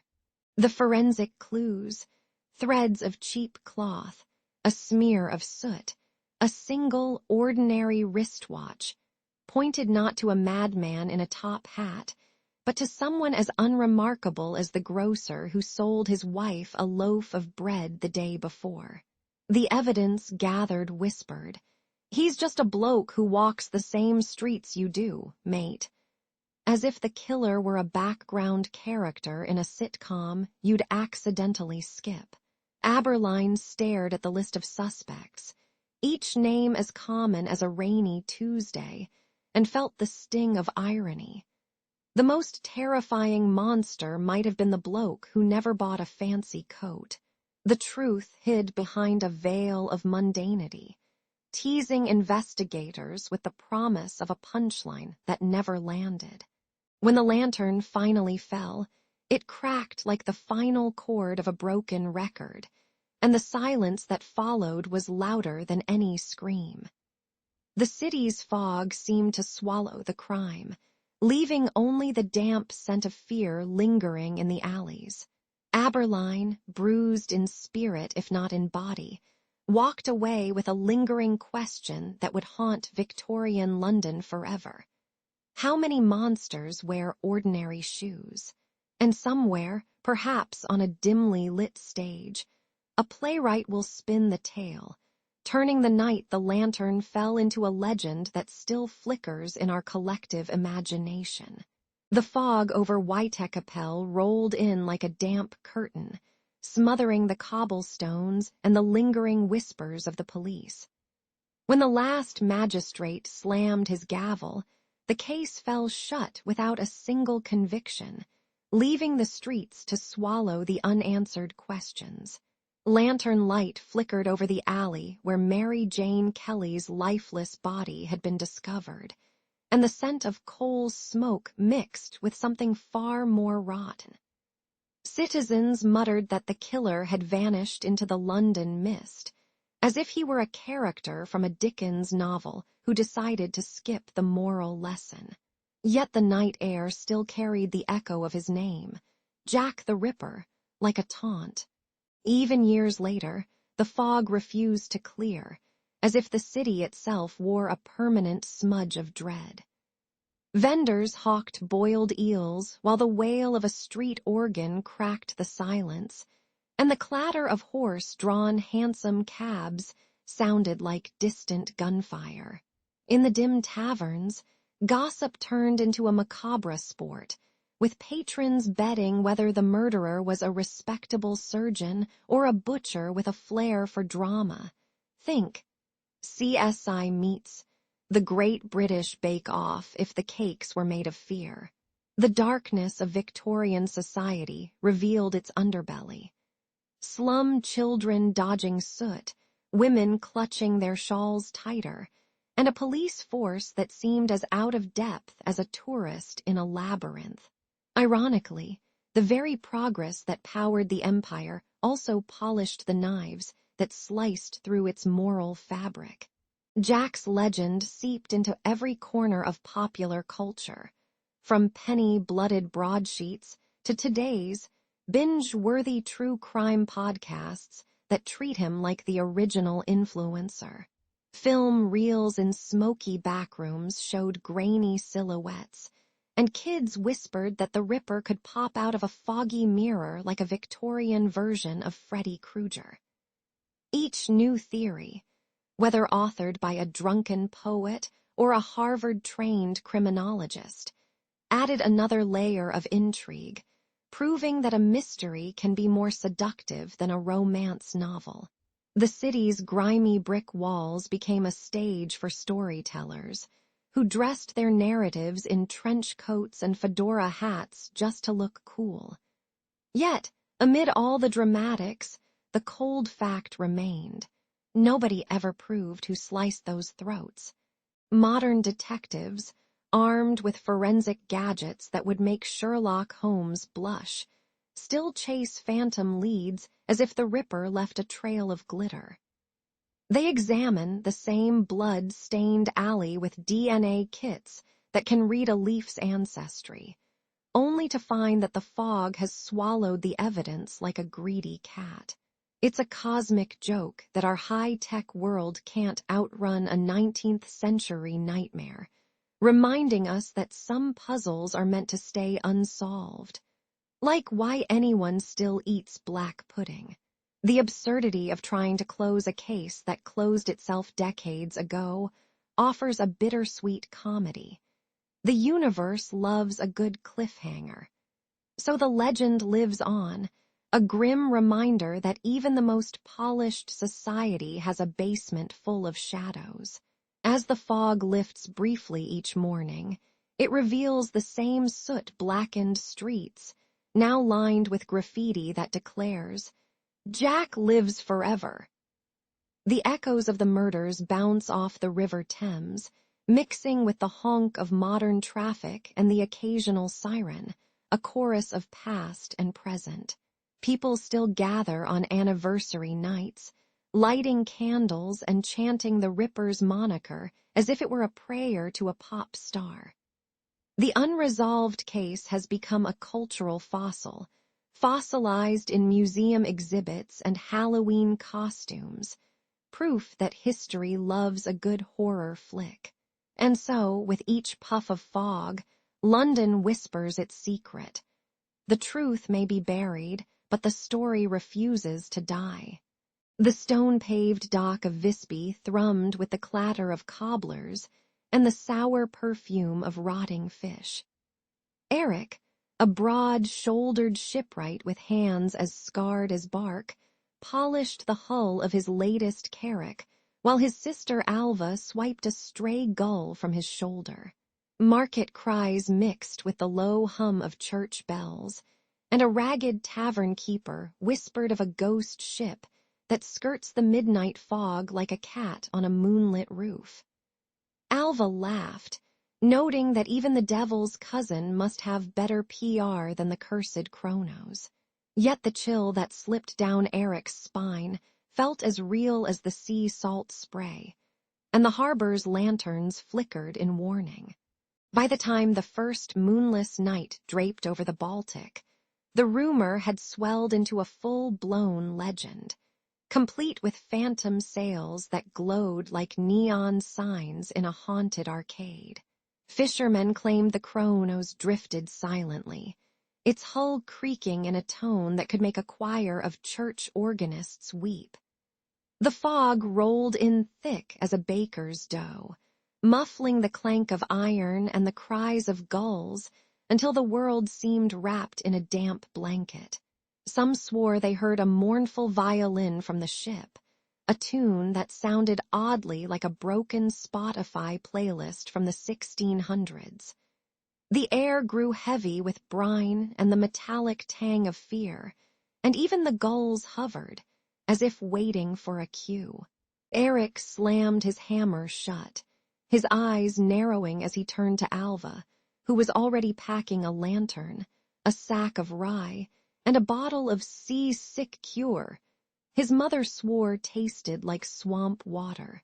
"If we chase phantoms, we'll end up with a ghost of a paycheck," she muttered, her sarcasm as sharp as a cutlass. Their father's old rowboat creaked in protest, but the twins laughed, calling it their time-traveling Uber for the midnight adventure. As the wind began to sniff out the storm, they tied a fresh rope around the mast, the fibers slick with sweat and salt. With a final toast to the unseen captain of the Kronos, they pushed off, the harbor's cobblestones receding like a bad memory. The sea, now a black espresso shot, churned beneath them, tossing waves that slapped the hull like an impatient bartender. Dark clouds gathered, stitching the sky with silver threads that sparked electric jokes from the gods. Think Zeus with a bad Wi-Fi connection. Rain hammered the deck, turning tar slick and turning Eric's beard into a dripping mop. Alva shivered, her coat smelling of damp wool and old parchment. Somewhere ahead, the fog thickened, swallowing the moon and making the night feel like a Netflix true crime documentary set in a bathtub. Yet the twins pressed on, their oars cutting through the water with the rhythm of a drum line at a Viking rave. Suddenly the silhouette of the Kronos loomed, a hulking carcass of wood and iron that seemed to exhale the very breath of dread. Its sails, tattered and ink-black, flapped like the wings of a bat that had watched too many pirate movies. A faint, sweet rot rolled from its decks, mingling with the acrid smell of burnt pitch, a perfume no mortal could ignore. Eric's heart hammered louder than the storm, and Alva's grin slipped into a half-grimace as she whispered, "Well, that's one way to avoid the Monday blues." As the ship drifted past, a distant bell tolled, echoing the promise of a story that would haunt Visby's taverns for generations to come. Eric clutched the rail as the Baltic wind slapped his cheeks, and Alva tugged at his sleeve, eyes wide with the salty spray. The deck shuddered underfoot, creaking like an angry grandpa who just discovered the Wi-Fi password was wrong. Crew members shouted guttural shanties, their voices mingling with the distant gulls that sounded suspiciously like a 1970s rock ballad. The scent of tar, fish guts, and cheap rum swirled together, making Eric swear he could taste the sea's bitterness on his tongue. Mid-journey, a grizzled seaman named Jarl slipped into a mutter that sounded like a bedtime story for haunted barges. "Do you hear it? The bell tolls without a hand, ding, ding." "Like someone on a ghostly tick-tock live stream," he whispered, eyes darting to the fog-cloaked horizon. The rest of the crew fell silent, the only sound the metallic echo of a bell that no one could see swing. Alva lifted an eyebrow, wondering if the ship's carpenter had finally installed a prank bell that liked to haunt its own echo. Later, the ship's cartographer unfurled a parchment map that smelled of mildew and old ink, its edges frayed like a teenager's jeans. As Eric traced a route with his fingertip, the ink thinned and vanished, leaving only the faint outline of a cursed coastline that disappeared into the mist. "It's a map that reads itself out of existence, like a Netflix series that deletes its own episodes," the cartographer joked, though his laugh trembled. The crew stared at the blank vellum, feeling the unsettling tickle of something unseen slipping through their fingers. The sea grew darker, swallowing the lantern light as if the Baltic itself had invited a midnight movie marathon starring the ghost ship Kronos. A shape rose from the fog, hull blacker than a fresh espresso, its sails whispering a lullaby older than the Vikings. The crew's mutters turned to nervous giggles. Alva swore she heard the cursed bell toll again, this time echoing from the ship's mast like an old sitcom laugh track. Eric felt his heart pound, half terrified, half thrilled, as if he'd just been cast in a live-action role play of his own legend. When the ghostly vessel drifted past, its crew, ghosts in tattered uniforms, raised a toast with invisible mugs, a toast that smelled faintly of barnacles and burnt toast. Jarl, never missing a chance for irony, muttered, "Cheers to the Baltic's best-kept secret. Now we're the ones haunting the map." The wind tossed Alva's hair into a wild halo, and Eric laughed, realizing the ocean loved a good punchline. With the bell's echo fading into the abyss, the ship surged onward, leaving behind a tale that would make even the most hardened sailor blush and grin. The wind howled like a banshee as the merchant fleet skidded into a frozen maw, each hull groaning under the weight of 100 tons of crystal ice. Frostbite laced the sailors' breath, turning their sighs into vaporous ghosts that vanished in seconds. The sea smelled of brine and old fish, a pungent reminder that even death can have a salty aftertaste. Lanterns flickered, casting jittery shadows on the ice, while the men cursed the heavens for turning the Baltic into a giant freezer. Out of the bleak white silence, the Kronos sliced through the gloom, its hull as black as a midnight espresso. No one could tell if it was wood or some cursed alloy. A spectral captain stood upon the quarterdeck, his eyes glowing like twin lanterns that whispered promises of wealth and safety. His voice, a siren's song wrapped in a Viking growl, beckoned the trapped sailors with the allure of a Netflix binge. "Come, dear men, abandon the cold, follow me to warm shores." The crew's hearts hammered like wooden drums, half thrilled, half terrified at the ghostly invitation. Eric, the reluctant leader, stared at the phantom ship, feeling the sting of salt on his cheek and the ice biting his boots. Around him, his men shouted, their voices cracking like ice sheets under a polar bear's paws, demanding rescue or warning of doom. The spectral captain extended a skeletal hand, his fingers dripping ectoplasmic frost that seemed to sing of forgotten loot and eternal legend. Eric's mind spun, torn between the pragmatic need to haul his crew to safety and the seductive lure of a myth that could make him the talk of taverns for centuries. He tossed a sarcastic grin at his crew, joking, "If we follow that ghost, maybe we'll finally find a Wi-Fi signal in the frozen north." Laughter cracked the icy tension, but the humor was a thin veneer over a gut-wrenching decision. With a grimace, Eric raised his compass, its needle trembling like a nervous toddler, and shouted orders to cut a path through the ice, even as the spectral captain's song grew louder, echoing like a bad karaoke rendition of a sea shanty. The crew, half terrified, half amused, scrambled to obey, their oars scraping against the frozen water with a sound reminiscent of knives on a chalkboard. The fleet edged forward, the ice cracking beneath them like an overcooked popcorn kernel, while the Kronos faded into a wisp of midnight mist, leaving the spectral captain's laughter hanging in the cold air. Eric's heart thudded with a mixture of relief and regret, knowing that some legends are best left as ghost stories told over grog. As the last ship broke free, a faint scent of burnt pine drifted from the ice, a reminder that even the most haunting visions can burn out like an overcooked marshmallow. The sailors returned to port with bruised fingertips, and a tail so tall it would make even Thor raise an eyebrow, forever dubbing that night the Siren of the Ice.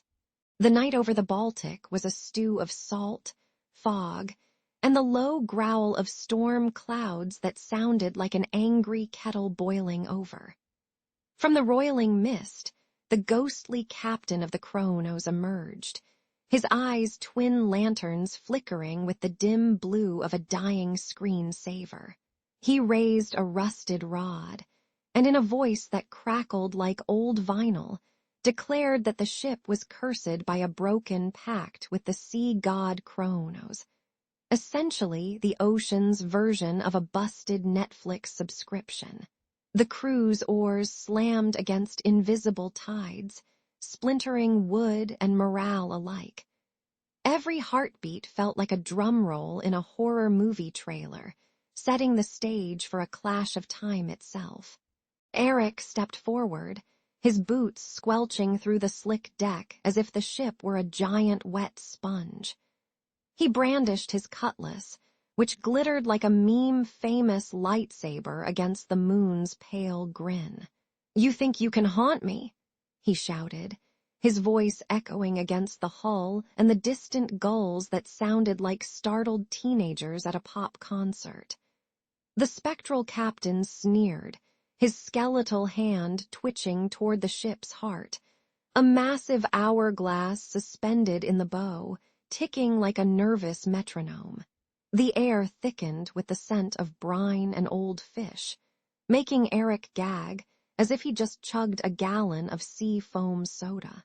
With a roar that would make a Viking saga blush, Eric leapt, slashing at the hourglass core while the ghost captain tried to summon a wave of icy doom. The glass cracked, spilling glimmering sand that smelled like powdered sugar mixed with the musk of ancient shipworms. Each fragment shattered like a dropped iPhone screen, releasing a thunderclap that rattled even the stalactites in the ship's deepest hold. The ghost's eyes widened in disbelief, his spectral beard curling as if he just tasted his own ectoplasmic sourdough. The sound of splintering time was a chorus of ticking clocks, ticking away like 100 grandmas debating who makes the best soup.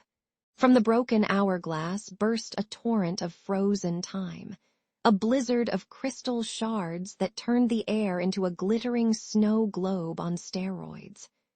The shards slammed against the deck, turning rope into brittle candy sticks that snapped with a satisfying pop, like fireworks in a freezer. Eric felt his skin bite with the chill of a refrigerator door slammed shut on a summer's day, while the ghost captain's ectoplasm froze into a statue of the most awkward yoga pose you could imagine. The ship itself shivered, its timbers groaning like an old man trying to stand after a marathon of dancing to Gangnam Style. In that moment, history seemed to hiccup, replaying itself in slow motion, as if someone had hit the pause button on a pirate movie. When the frozen maelstrom finally subsided, the Baltic Sea smelled of iron, burnt toast, and a hint of nostalgia for the era of sailing epics. The Kronos, now bereft of its cursed core, drifted like a tired celebrity on a red carpet runway, its ghost captain sighing in resignation and muttering about unlimited streaming plans. Eric, teeth chattering like a malfunctioning snow globe, laughed at the absurdity. Here he was, a mortal man who just beaten a deity's cheat code with a sword and a punchline. The crew, dripping wet and oddly rejuvenated, clapped each other's backs, their cheers sounding like a barbershop quartet in a haunted tavern. As the sunrise painted the horizon in gold, the legend of the Kronos would be retold with a wink, a grin, and a reminder that even gods can't outrun a well-timed punchline. As the first pale fingers of dawn stretched across the Baltic, the ghost ship's hull vaporized like a bad Wi-Fi signal on a stormy night. The cursed hourglass shattered, spilling its black sand into the brine and tearing the ship's phantom veil. Ice floes, which had clutched the sea like a miser's cold grip, sighed and slipped away, revealing cracked water that smelled of brine and pine tar. The surviving crew staggered onto the shore, their boots squelching in slush that clung to their wool socks like a clingy X. Behind them, the spectral mast faded into the sunrise, leaving only gull cries and the distant clang of church bells over Visby. The men huddled around a sputtering fire, the smoke curling up like the ghost's lingering sighs. Their faces were plastered with frostbite and sea salt, eyes glittering with the kind of relief only a true near-death experience can buy. Alva, ever practical, slurped a broth thick with boiled kelp and carrion cured pork, the scent of which could make a Viking's stomach rebel. Eric laughed, half mad, shouting that the sea had finally given them a no-refund policy on its terrifying ride. Around them, the town's cobblestones rang with the clatter of merchants setting up stalls, the market's aroma of fresh rye mingling with the lingering ozone of the dissolved phantom. In the glow of the early sun, Eric and Alva gathered the village elders to plot a monument for the lost souls. They chose a cliff that jutted into the water like a stern thumb, promising a beacon that would outshine any mischievous specter. The elders whispered legends of sailors who'd been lured by the ship's siren song, their voices trembling like a bass drum in a horror movie. With a wink, Alva declared that the lighthouse would be taller than any Viking longship's prow, so even a cursed captain would need binoculars to complain. The plan sparked murmurs of excitement and a few grumbles, because building a tower meant extra work and the inevitable danger of falling bricks. Nothing like a Netflix drama, but far more real. Stones were hauled up the slope with the grunt of oxen and the occasional expletive that would make a monk blush. As the tower rose, the smell of wet limestone mixed with the sweet rot of pine needles, a perfume that reminded Eric of his mother's laundry line on a summer day. Workers sang sea shanties off-key, their voices cracking like the ice that had just melted, while a lone gull perched on the scaffolding, judging the effort like a reality TV judge. When the lantern finally snapped into place, its light cut through the fog like a lightsaber slicing through the darkness. Yes, even the locals could appreciate a good sci-fi metaphor. The lighthouse's beams swung wide, painting the water gold and sending a quiet promise to any wandering spirit. You can haunt, but you can't outshine progress.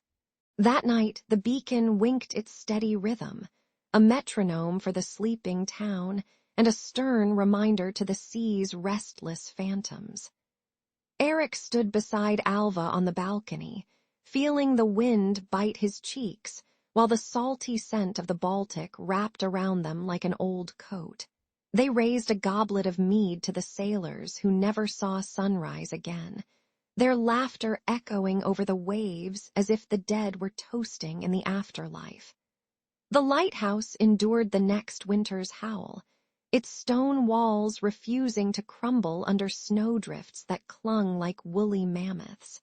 And so, with each dawn, Visby woke to the steady glow, confident that no ghost ship would ever again lure a soul into a watery Instagram filter of doom. It was a sweltering July in 1518, and Strasbourg's cobblestones shimmered like old coins under a relentless sun.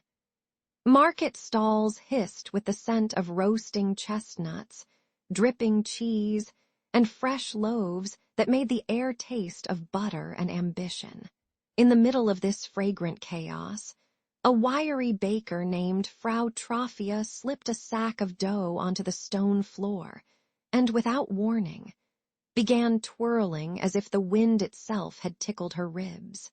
Her arms flailed like wheat stalks in a storm, her feet slapped the pavement in a frantic, rhythmic clatter. Passers-by paused, half amused, half horrified, as the bakery's door swung open to reveal a one-woman flash mob nobody had rehearsed. Trophia's dance was a bizarre cocktail of joy and panic, each step a splash of flour that dusted the faces of gawking townsfolk. Children squealed, dogs barked, and the stonemason's hammer paused mid-strike, the clang echoing like a drumbeat for an invisible orchestra. The baker's chant, like shuffling, painted a picture so vivid that the smell of yeast seemed to rise in spirals, mingling with the pungent perfume of horse urine that clung to the alleyways. Onlookers leaned in, some pulling out their worn-out leather journals to sketch the spectacle, while others whispered that the devil had taken up a new hobby. Yet, even as the onlookers' curiosity grew, the baker's feet never missed a beat, as if a hidden metronome pounded inside her chest.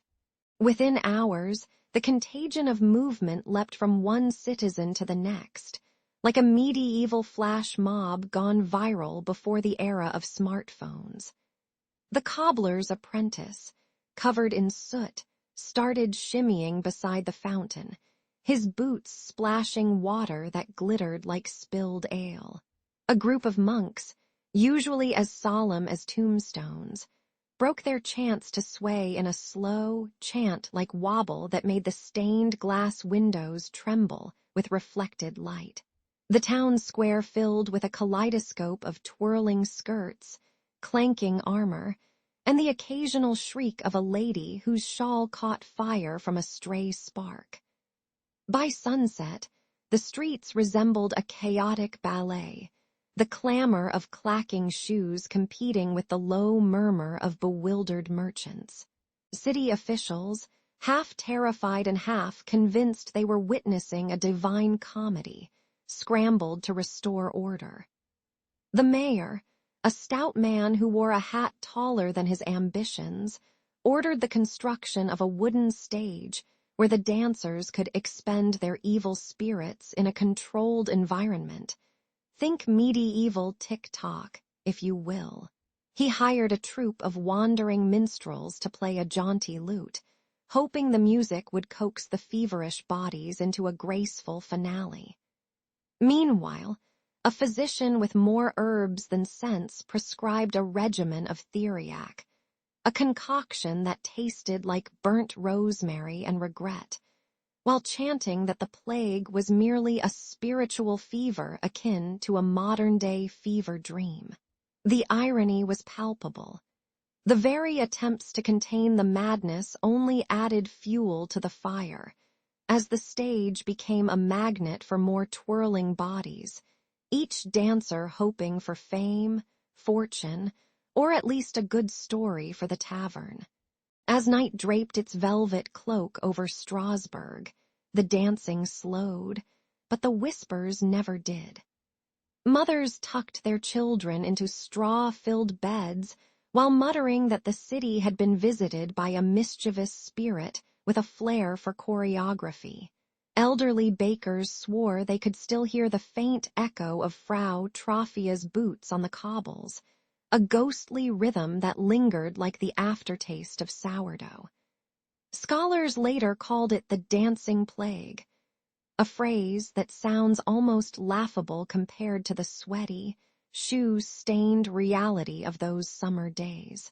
And so, the tale of Strasbourg's involuntary disco lives on, a cautionary jig reminding us that sometimes history's strangest mysteries are best experienced with a raised eyebrow and a knowing smile. When the fever of feet hit Struthen, it didn't stay in the cobblestones. It leapt like a mischievous goat into the market stalls, the woolens, and the spice barrels. Merchants with aprons soaked in cumin started twirling their ledgers, their shoes slapping the grainy street as though the ground itself were a drum. Priests in threadbare cassocks, clutching rosaries, joined the whirl, their chants turning into a frantic chorus of clacking heels. Even the town's ragged children abandoned their wooden toys, kicking up clouds of ash and laughter that smelled like burnt bread. By sundown, a dozen more souls, farm hands, bakers, an old midwife, were tangled in the endless jig, as if the city had been cursed to host the world's most confusing flash mob. The council convened in the stone hall, faces as solemn as the gargoyles watching from the rafters, to argue the cause of this contagious conga line. Master Alden, the sternest alderman, thundered that the plague must be divine punishment, pointing to the holy icons that now seemed to sway in rhythm with the dancers. Meanwhile, Dr. Lothar, whose bedside manner smelled of boiled herbs, argued it was a fever of the blood, a malady that made muscles seize in a wild tango. The youngest counselor, barely 30 springs old, whispered that the whole thing might be nothing more than mass hysteria, a collective nervous breakdown dressed up in jig shoes. As the debate spiraled, a stray pigeon crashed into the window, scattering parchment and reminding everyone that even the birds were trying to keep a beat. Each dawn, the dancers emerged weaker, their breath ragged like a windbag at a medieval fair, and their faces flushed with a feverish hue that smelled of sweat and stale ale. The municipal granary, once overflowing with golden barley, now sagged under the weight of hungry mouths that demanded bread between pirouettes.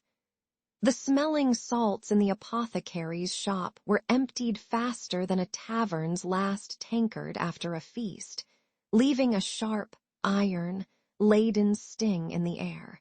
Children, whose laughter used to be a gentle tinkling of bells, now shrieked in chorus, their tiny feet pounding the stone, kicking up dust that clung to every cracked window pane. The city's wells, once clear as a monk's conscience, turned cloudy, as if the water itself were dancing to the same relentless rhythm. Irony drummed louder than any drum corps when the mayor, a stout man famous for his punctual punctuality, arrived late, tripping over a stray shoe and joining the frenzy, his dignified cape flapping like a medieval superhero's cape in a low-budget Marvel movie. The townsfolk started whispering that the dancing plague was just God's way of reminding them to get off their chairs. A divine tick-tock challenge centuries before smartphones existed. Meanwhile, the town crier, whose booming voice usually announced market days, now shouted, "Stop the music!" while his own boots tapped a frantic beat, turning his proclamation into a punchline. A stray cat, unperturbed by the chaos, sauntered through the crowd, its fur dusted with flour, as if auditioning for a Renaissance-era Cats musical. The whole spectacle felt like a grotesque carnival, where every laugh was tinged with the sour scent of rot, and the only thing more contagious than the dance was the absurdity of it all. When the fever finally waned, the dancers collapsed onto the cobbles, their bodies slick with sweat and the bitter tang of exhaustion, leaving behind a city that resembled a battlefield of broken shoes and tangled cords. The council, now dusted in the remnants of the chaos, declared an emergency feast, but the cook's soup tasted like regret seasoned with a pinch of melancholy. Scholars scribbled frantic notes, hoping to capture the mystery before it faded like the last candle flame in a monastery's night vigil. Yet, as the wind carried away the last echoes of clacking heels, the townsfolk whispered that perhaps some things were meant to remain unsolved, like why the sun always seemed to rise on a Tuesday. And so, the legend of the fever of feet spun on, a cautionary tale told over mugs of ale, reminding everyone that sometimes history's most baffling plagues are just the universe's way of forcing us to dance in the dark. When word of the dancing plague slithered out of the cobblestones of Strasbourg like a bad rumor at a tavern, neighboring towns caught the scent of panic and curiosity. By the time the sun set over the river, a ragtag convoy of pilgrims shambled into the square, their boots squelching in the mud of recent rain. They carried loaves of stale rye, holy relics that smelled of incense and sweat, and a desperate hope that the Almighty might hush the endless jig. The townsfolk watched the dancers spin like windmills gone mad, their skirts a blur of wool and blood-stained mud. Even the town crier, used to announcing harvests, stammered as if the news were a cursed ballad. The pilgrims, cloaked in faded pilgrims' hats and pilgrims' sashes, begged for a reprieve, shouting prayers that rose like smoke over the market stalls. Their voices cracked against the clanging of blacksmith hammers, a discordant choir of desperation. Some offered herbs that reeked of damp earth and bile, while others whispered of miraculous waters from distant holy wells. A stout woman, her beard bristling with fear, thrust her trembling hands onto a dancer's shoulder, feeling the frantic tremor of muscles gone rogue. The air thickened with a stew of incense, sweat, and the metallic tang of spilled ale, a perfume no noble would dare wear. Yet not everyone cheered the pilgrim parade. A mob of suspicion-laden townsfolk gathered, muttering that the dancers were heretics in disguise, dancing away from the devil's bargain. Their leader, a wiry blacksmith with a scar shaped like a lightning bolt, brandished a hammer as if it were a holy relic, proclaiming, "If they won't stop, we'll smash the rhythm." The crowd roared, their chants echoing like a medieval stadium crowd at a joust, while the dancers twirled on, oblivious to the threat. Irony dripped from the scene. Those who claimed to worship God now threatened to worship the sound of breaking bones. The tension crackled louder than a thunderstorm over the Alps. Amid the chaos, a traveling physician named Master Aldrich stepped forward, his leather satchel rattling with flasks of strange tinctures and a battered lute slung over his shoulder. He declared, with the confidence of a modern pop star announcing a new album, that music itself could cure the fevered frenzy. Pulling the lute, he plucked a melancholy chord that rose like a sunrise over a foggy marsh, sending ripples through the trembling crowd. The dancers, startled, paused their whirling and listened as the strings sang, their bodies trembling in a new rhythm of coaxed calm. Aldrich's remedy smelled of pine resin and old parchment, an odd bouquet that somehow soothed the savage urge to spin. Just as the lute's last note faded, Brother Matthias, the abbey's gaunt monk, emerged from the cloister's shadow, his robes smelling faintly of incense and stale vellum.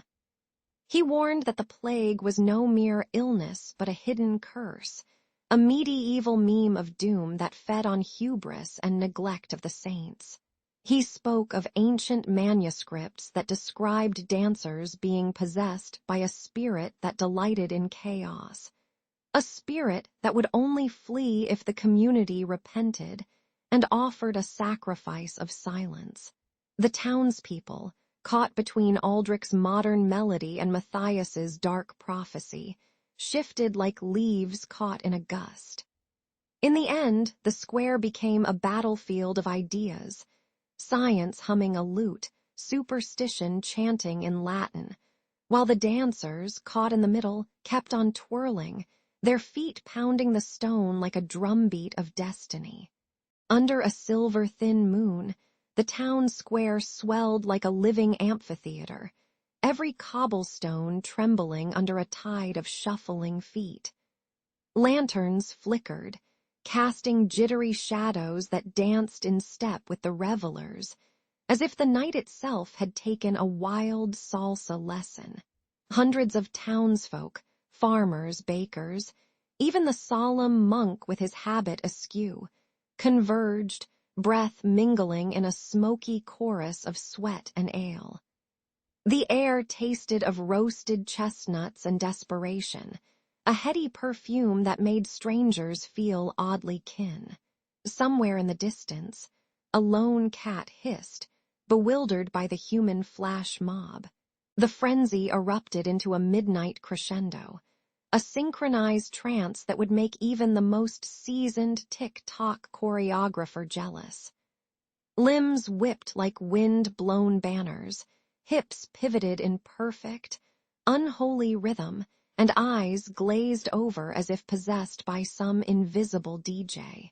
Their feet pounded the stones with a percussion louder than the town bells, while the scent of damp wool and spilled mead clung to every breath. Some dancers collapsed mid-twirl, only to spring up as if the floor were a trampoline for the damned. Even the statues seemed to sway, their stone faces cracking into grotesque smiles. When the mayor finally burst onto the scene, his robes fluttering like a nervous flag, he barked an order that sounded like a royal decree and a desperate plea combined. "Seal the square," he shouted, waving a rusted key that looked more like a giant barbecue skewer than a symbol of authority. The town guard, bewildered but obedient, slammed wooden shutters shut, trapping the whirling mass inside like a medieval flash mob gone rogue. The clang of the doors echoed, a metallic roar that cut through the fevered music like a record scratch. Outside, curious onlookers peered through the cracks, their faces a mix of horror and popcorn-ready anticipation. Then, as abruptly as a power cut at a concert, the music sputtered, stuttered, and died, leaving a heavy, oppressive silence that pressed on ears like a sack of wet straw.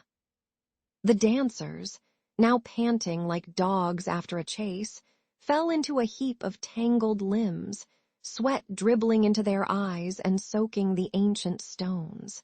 The smell shifted from ale sweet to a sharp, sour stench of vomit and stale sweat, a pungent reminder that human bodies are not endless batteries. Moonlight glinted off the coppery puddles forming on the cobbles, casting eerie reflections of hollowed-out faces. In that hush, even the crickets seemed to hold their breath, waiting for the next ridiculous act of history. When dawn finally painted the sky a timid pink, the survivors staggered out, their shoes glued to the floor and their spirits as crumpled as yesterday's parchment. They whispered about curses, demons, and an unseen DJ who never took a break, their voices tinged with both terror and a weird sort of pride. The mayor, now looking like a character who just survived a zombie apocalypse, declared the town would remember this night as the greatest and strangest performance ever witnessed. Yet the mystery lingered, humming like an unanswered meme that still circulates in the village square. And so, the legend of the dancing plague grew, echoing through generations like a badly choreographed flash mob that refuses to be forgotten. When the last foot slipped and the last gasp of frenzied breath faded, the town square lay silent like a church after a midnight organ solo. The cobblestones still smelled of stale sweat, spilled ale, and the acrid tang of fear that clung to the air like mildew. Survivors staggered out, their shoes clacking against stone, eyes wide as if they'd just watched a medieval Woodstock that never got an encore. Children whispered that the devil had taken a break, while old women muttered that the Holy Ghost had missed the memo. In that abrupt hush, even the town cat seemed to sigh in relief, as if it had been listening to a cursed playlist. Soon after, the town clerk grabbed a quill and began to ink the chaos into parchment, his candle sputtering like a nervous audience. He chronicled the twirling men, the shrieking women, the occasional goat that tried to join the jig, because why not? The script smelled of ink and desperation, each curl of the G, a tiny scream caught on paper. He wrote as if posting on a medieval version of Twitter, complete with scandalous hashtags, though they were just marginal notes. Readers in distant monasteries later read his account and wondered whether the scribe had been possessed by a particularly enthusiastic minstrelsy spirit. Centuries later, scholars gathered in dusty libraries, their spectacles fogging as they debated the plague's true nature. Some argued it was ergot poisoning, a fungal feast that turned brains into jitterbug machines. Others claimed it was mass hysteria, a collective fever that turned fear into footwork. A few theologians insisted it was a divine warning, a medieval tick-tock where God tagged humanity for misbehavior. Theories clashed like swords in a tournament, each citation more dramatic than the last, and even a modern psychologist whispered that it felt like the upside down from Stranger Things, only with less slime and more sweaty wool. Yet no consensus ever settled, and the debate remains as lively as a tavern brawl at midnight. In the villages that survived, elders turned the tale into a cautionary lullaby, humming it to children while they rocked them in creaking chairs. They warned that unchecked belief could spin a simple fear into a viral dance, like a medieval meme that spreads faster than gossip at a market. Modern folk festivals now sometimes stage a reenactment, the dancers wearing plague masks and twirling to a drum beat that sounds oddly like an EDM drop, only with more mud. The echo of the original music still haunts the night air, a faint drum that makes the heart thrum and the stomach churn with the memory of collective panic. And every time a newcomer asks, "Did they really dance until they died?" the old men grin, their eyes twinkling with the irony of history's worst party. Thus the dancing plague lives on as a ghostly rhythm that drifts through centuries, a reminder that the line between madness and miracle is as thin as a lute string. When the breeze carries the faint scent of pewter mugs and rotting grain, it seems the unseen still taps its foot, waiting for the next unsuspecting crowd. Scholars still argue, priests still preach, and partygoers still spin, each convinced they hold the final piece of the puzzle, like trying to finish a jigsaw puzzle with pieces from different sets. The moral: never underestimate the power of a collective belief, especially when it comes with a soundtrack of drums, fear, and the occasional goat bleat. So next time you hear a catchy tune in a quiet hall, ask yourself, is this the next miracle, or just a medieval rave that forgot to send the invitation? 1,492 drenched Florence in the perfume of wet stone and freshly baked focaccia, and a lanky teenager named Lorenzo roamed the bustling piazza like a living sketchbook. He clutched a charcoal-stained satchel, its weight a reminder that the city demanded both art and ambition. The clang of blacksmiths, the chatter of merchants, and the occasional stray cat's hiss formed a chaotic symphony that lifted his spirits. Yet beneath the chorus of bells, a more sinister tremor pulsed, like the low bass of a secret soundtrack only the initiated could hear. Lorenzo's curiosity led him down a narrow alley where ivy strangled a crumbling archway. And there, hidden behind a tapestry of wilted roses, the Compagnia della Rosa gathered. Candles sputtered, casting trembling shadows that made the rose petals on the floor look like blood-spattered confetti. Their leader, a gaunt man with a scar shaped like a question mark, whispered plans to steer the city's trade routes, his voice as smooth as a violin solo in a Baroque opera. The scent of rose oil mixed with the sour stink of horse manure, a reminder that power smelled both sweet and filthy. Lorenzo, half in awe, half in fear, felt the room's tension tighten like a bowstring ready to snap. The Medici emissaries perched on a gilded balcony, their brows furrowed like gamers eyeing a final boss.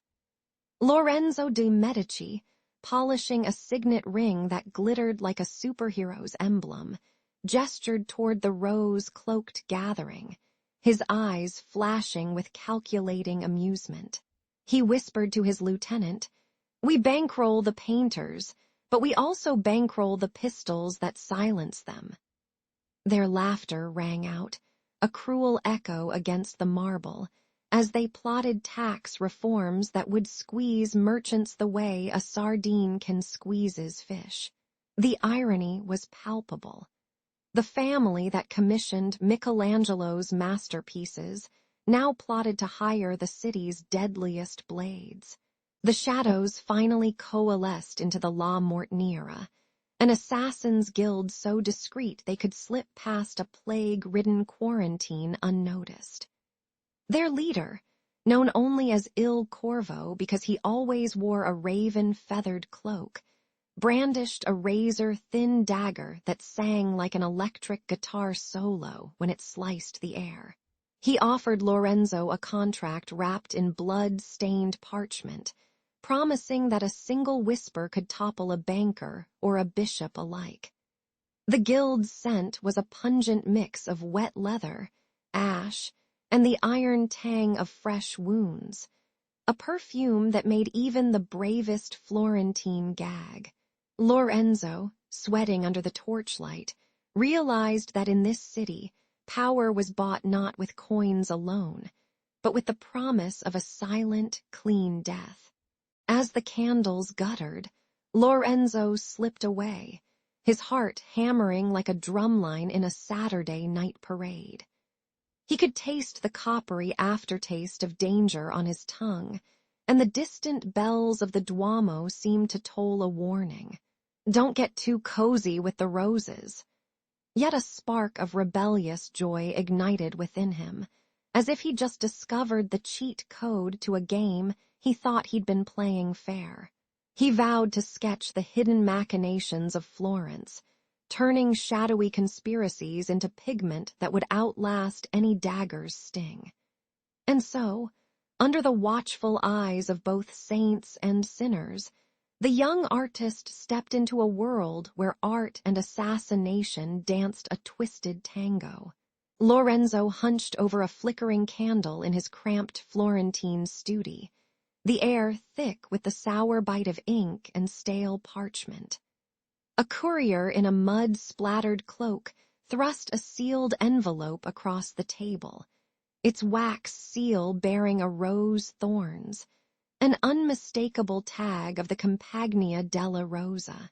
The letter's script twisted like a serpent, each curve dripping with riddles that made Lorenzo's brow furrow like a brow-raising emoji. He inhaled the coppery scent of the city's forge district through the open window, feeling the pulse of danger thrum beneath the cobbles. With a grin that tasted of cheap wine, he whispered, "Time to play detective Renaissance style." Decrypting the cipher was like untangling a knot of spaghetti thrown at a medieval Wi-Fi router, messy, stubborn, and oddly satisfying. The hidden phrase emerged. "Rosa blooms where Pazzi plot," linking his rose-clad brethren to the notorious Pazzi conspiracy that had tried to murder the Medici a decade earlier. Lorenzo's heart hammered as if a troop of drums from a carnival parade had crashed through his chest, while outside a street sweeper scraped the cobblestones, sounding like a bad soundtrack. He imagined the Pazzi as overdramatic villains from a Netflix thriller, complete with tragic monologues and terrible hair. The revelation was both a triumph and a curse, a secret that could ignite a war hotter than a Florentine furnace.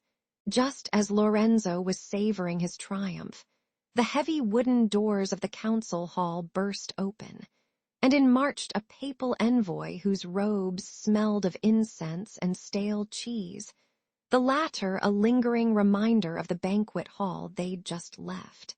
Cardinal Borgia, yes, that Borgia, flapped his feathered hat like a peacock, his eyes scanning the room with the intensity of a reality TV judge.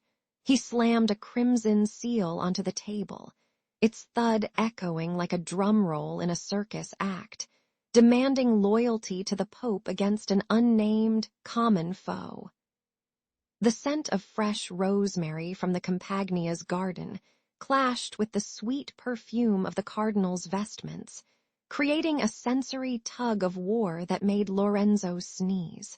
With a wry smile, he muttered, "Well, Popey, you really know how to crash a party," as the envoy's retinue shuffled in, clanking armor like an off-beat marching band. A tense round table formed under the vaulted ceiling, where rose-petal daggers and papal scrolls were tossed like frisbees at a college reunion.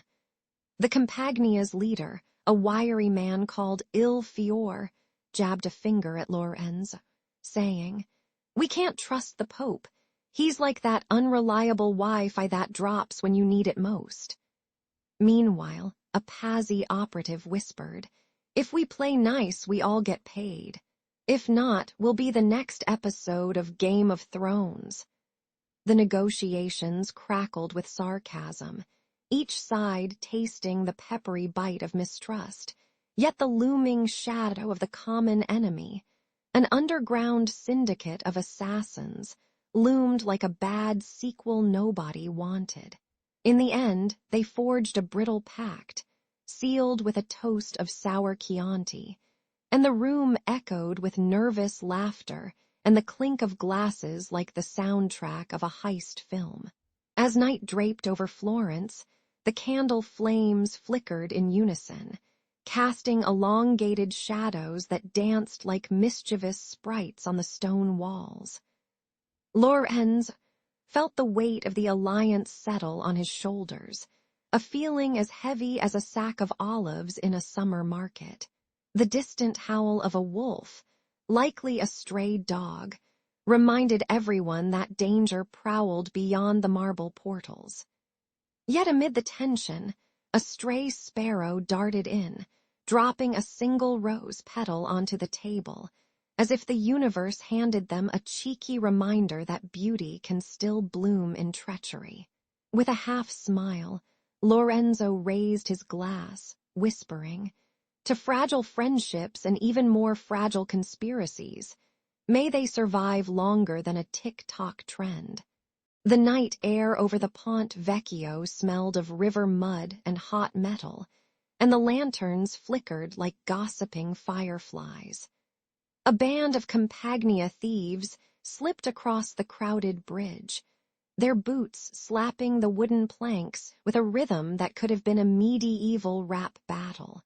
They cracked open a jewelry stall with a hammer that sang a sharp, metallic scream, scattering pearls like confetti at a Renaissance rave. In the chaos, a silver dagger slipped from a guard's belt, glinting like a tick-tock trend, sharp, unexpected, and impossible to ignore. The crowd gasped, and the river below seemed to swallow the whole scene, as if the Arno itself wanted a front-row seat. When the thieves fled, they left behind a crumpled note, ink smeared by rain, outlining a plot to assassinate Lorenzo de Medium. Yes, the Medici's very own Leonardo DiCaprio type of power player. The Campagnia's leader, Marco, read the parchment under a guttering torch, his eyes widening like a kid discovering a cheat code. He realized the job was no ordinary heist. It was a dagger aimed at the heart of Florence's ruling family, and the city's fate hung on the balance of a single sword.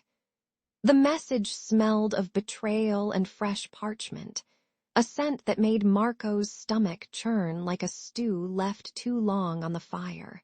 He whispered to his men, "We either become heroes or the next footnote in a history book that reads they tried." Lorenzo's loyalists, cloaked in silk and secret smiles, begged the Compagnia to protect the Medici, offering gold that could buy a small island in the Caribbean.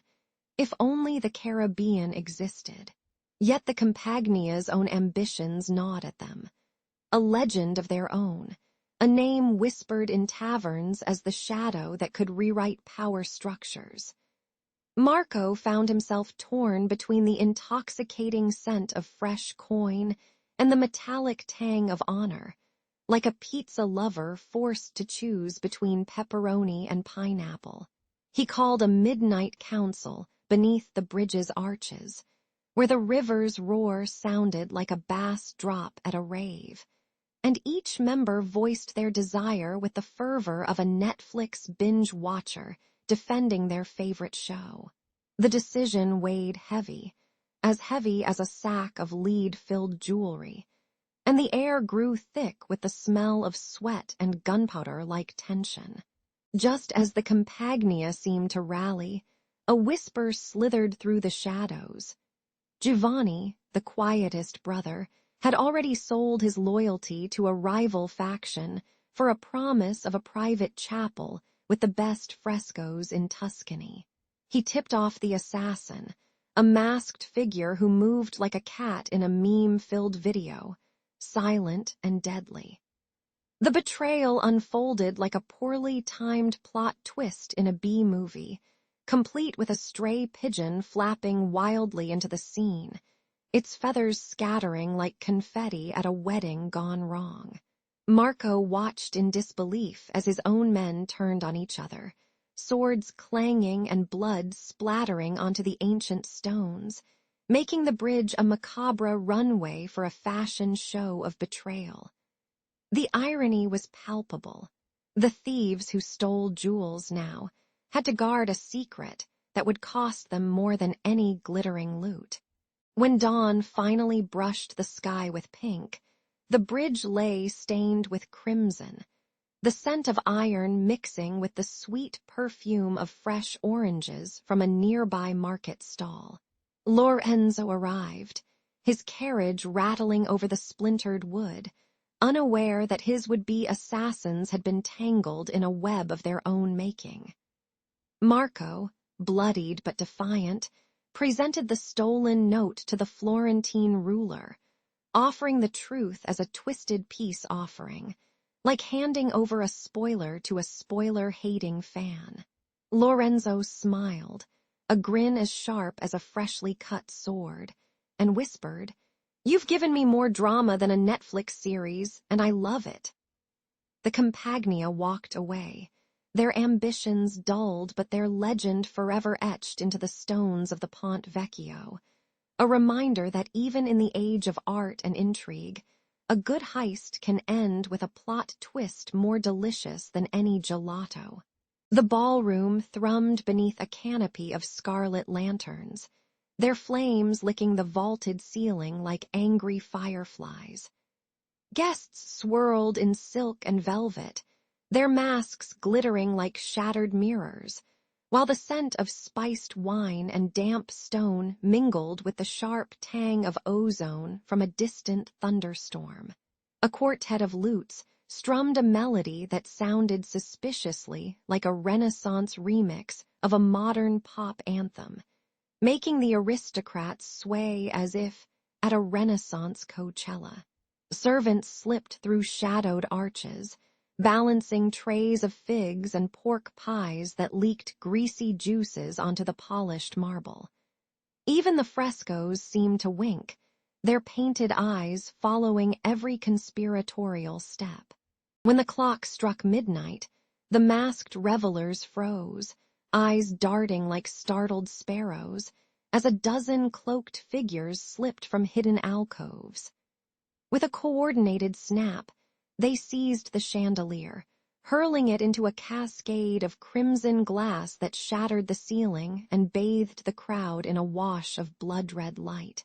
In that sudden chaos, the secret network of spies, smugglers, and corrupt clergy surfaced like a bad reality TV twist, each revealing a badge or a wax seal that glittered with forbidden power. The air filled with the scream of shattering glass, the metallic clang of swords, and the sour stench of spilled wine mixed with sweat and fear.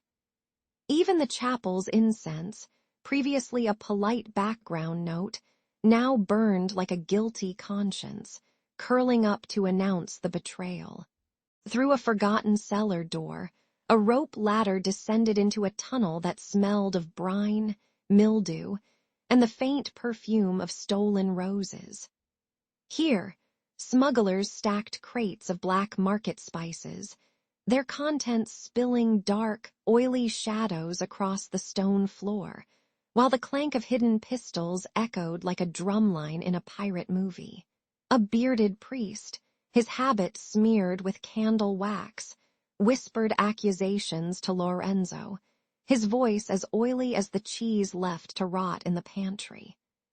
The conspirators unfolded maps sketched on torn parchment, marking the city's veins where money, murder, and secret rites flowed like a twisted subway line.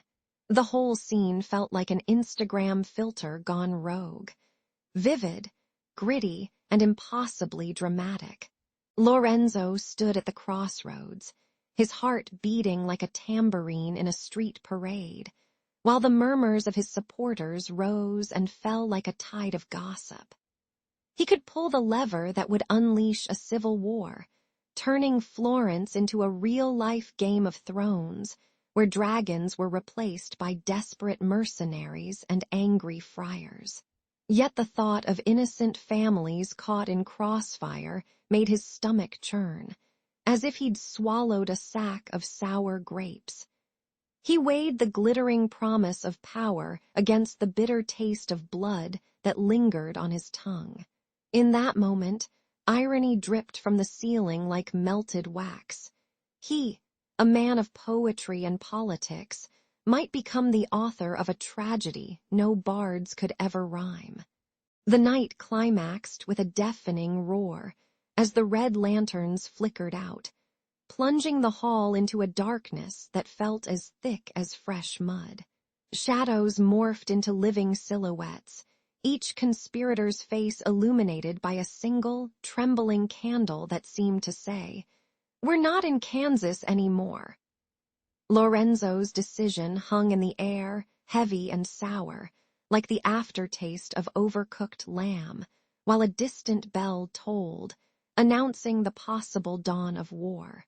With a sigh that could have been a sigh of relief or resignation, he raised his hand, the gesture both a benediction and a warning. The crowd held its breath, waiting for the next act of this twisted masquerade, where every mask concealed a secret and every secret threatened to rewrite history. The night after the blood-soaked balcony brawl still smoldered, and the survivors of the hidden brotherhoods gathered beneath a dripping fresco in the Palazzo della Luna. Lanterns sputtered like nervous fireflies, while the scent of stale wine and rotting figs clung to the stone. With trembling hands, they exchanged uneasy smiles and for once whispered not about assassinations but about a truce, as if they were two bickering sitcom neighbors trying to negotiate a shared Wi-Fi password. A grizzled ex-mercenary cracked a joke about their secret clubs being more dramatic than a season of Game of Thrones, and even the most stoic conspirator let out a reluctant chuckle. By sunrise, their shaky accord was inked on a parchment that smelled of ink, blood, and a hint of cheap aftershave. The Medici, ever the savvy financiers, slipped into the power vacuum like a cat into a sun-lit windowsill, their velvet cloaks brushing the marble floors of the Palazzo Vecchio. Lorenzo de' Medici, once famed for patronizing Michelangelo, now found himself a reluctant maestro of shadows, conducting whispers instead of choirs. He brushed the dust from his sleeves, inhaled the sharp tang of candle wax and wet parchment, and felt the weight of a city's destiny settle on his shoulders like a leaden fresco. The irony was delicious. The man who once dreamed of hosting lavish banquets now plotted covert alliances over stale bread crusts and the occasional stray rat. Yet, with a wry smile, he promised the council that he would keep the streets cleaner than a Netflix binge watcher's watch list. The truce table was set on a cracked oak bench outside the ruined chapel, the surface scarred by centuries of footfalls and spilled wine. When the heads of the Compagnia della Morte, the Rosa d'Oro, and the newly minted La False clasped hands, a thin line of fresh blood oozed from a hidden wound, staining the ancient wood like a crimson highlighter. A streetwise cat slunk by, tail flicking, as if to remind the conspirators that even felines survive by keeping both paws clean. Their agreement, no more midnight raids, no more poison-laced broths, was as fragile as a glass blur's vase in a wind tunnel, yet each participant swore on a relic that smelled of incense and old money. In a moment of dark comedy, one elder muttered that they'd rather be allies than the plot twist in a Marvel movie, where the villain shows up at the wedding. Lorenzo stood on the Arno's foggy banks, watching the river churn like a restless audience at a theater, and swore a solemn oath to guard the city's fragile peace. He felt the chill of early morning mist on his cheeks, the distant toll of church bells echoing like warning sirens in a dystopian video game. With a clenched fist, he promised to be the city's silent watchdog, more vigilant than any superhero on a comic book cover, though without the cape or the ability to fly. The weight of his new role pressed his heart against his ribcage, a constant reminder that power was a double-edged sword that could slice both friend and foe. He whispered to the wind, "May my meddling be as subtle as a cat's footfall, yet as effective as a well-timed pizza delivery during a siege." As dawn painted Florence in amber and ambergris, the Medici banners fluttered above the piazza like oversized Instagram stories announcing a new era. Merchants hawked fragrant spices and the occasional roasted boar, while the cobblestones soaked up the aroma of fresh bread and a faint hint of gunpowder from the night's skirmish. Citizens moved cautiously, their footsteps echoing a rhythm of hope and suspicion, as if listening to a soundtrack composed by a nervous DJ. Lorenzo's eyes surveyed the scene, noting that the truce held tighter than a zip tie on a rogue mime's costume, but he knew the piece was as delicate as a soufflé in a bakery on a windy day. With a final, sardonic grin, he raised his cup of bitter espresso and toasted the city, saying, "Here's to a future where the only conspiracies involve who stole the last cannoli."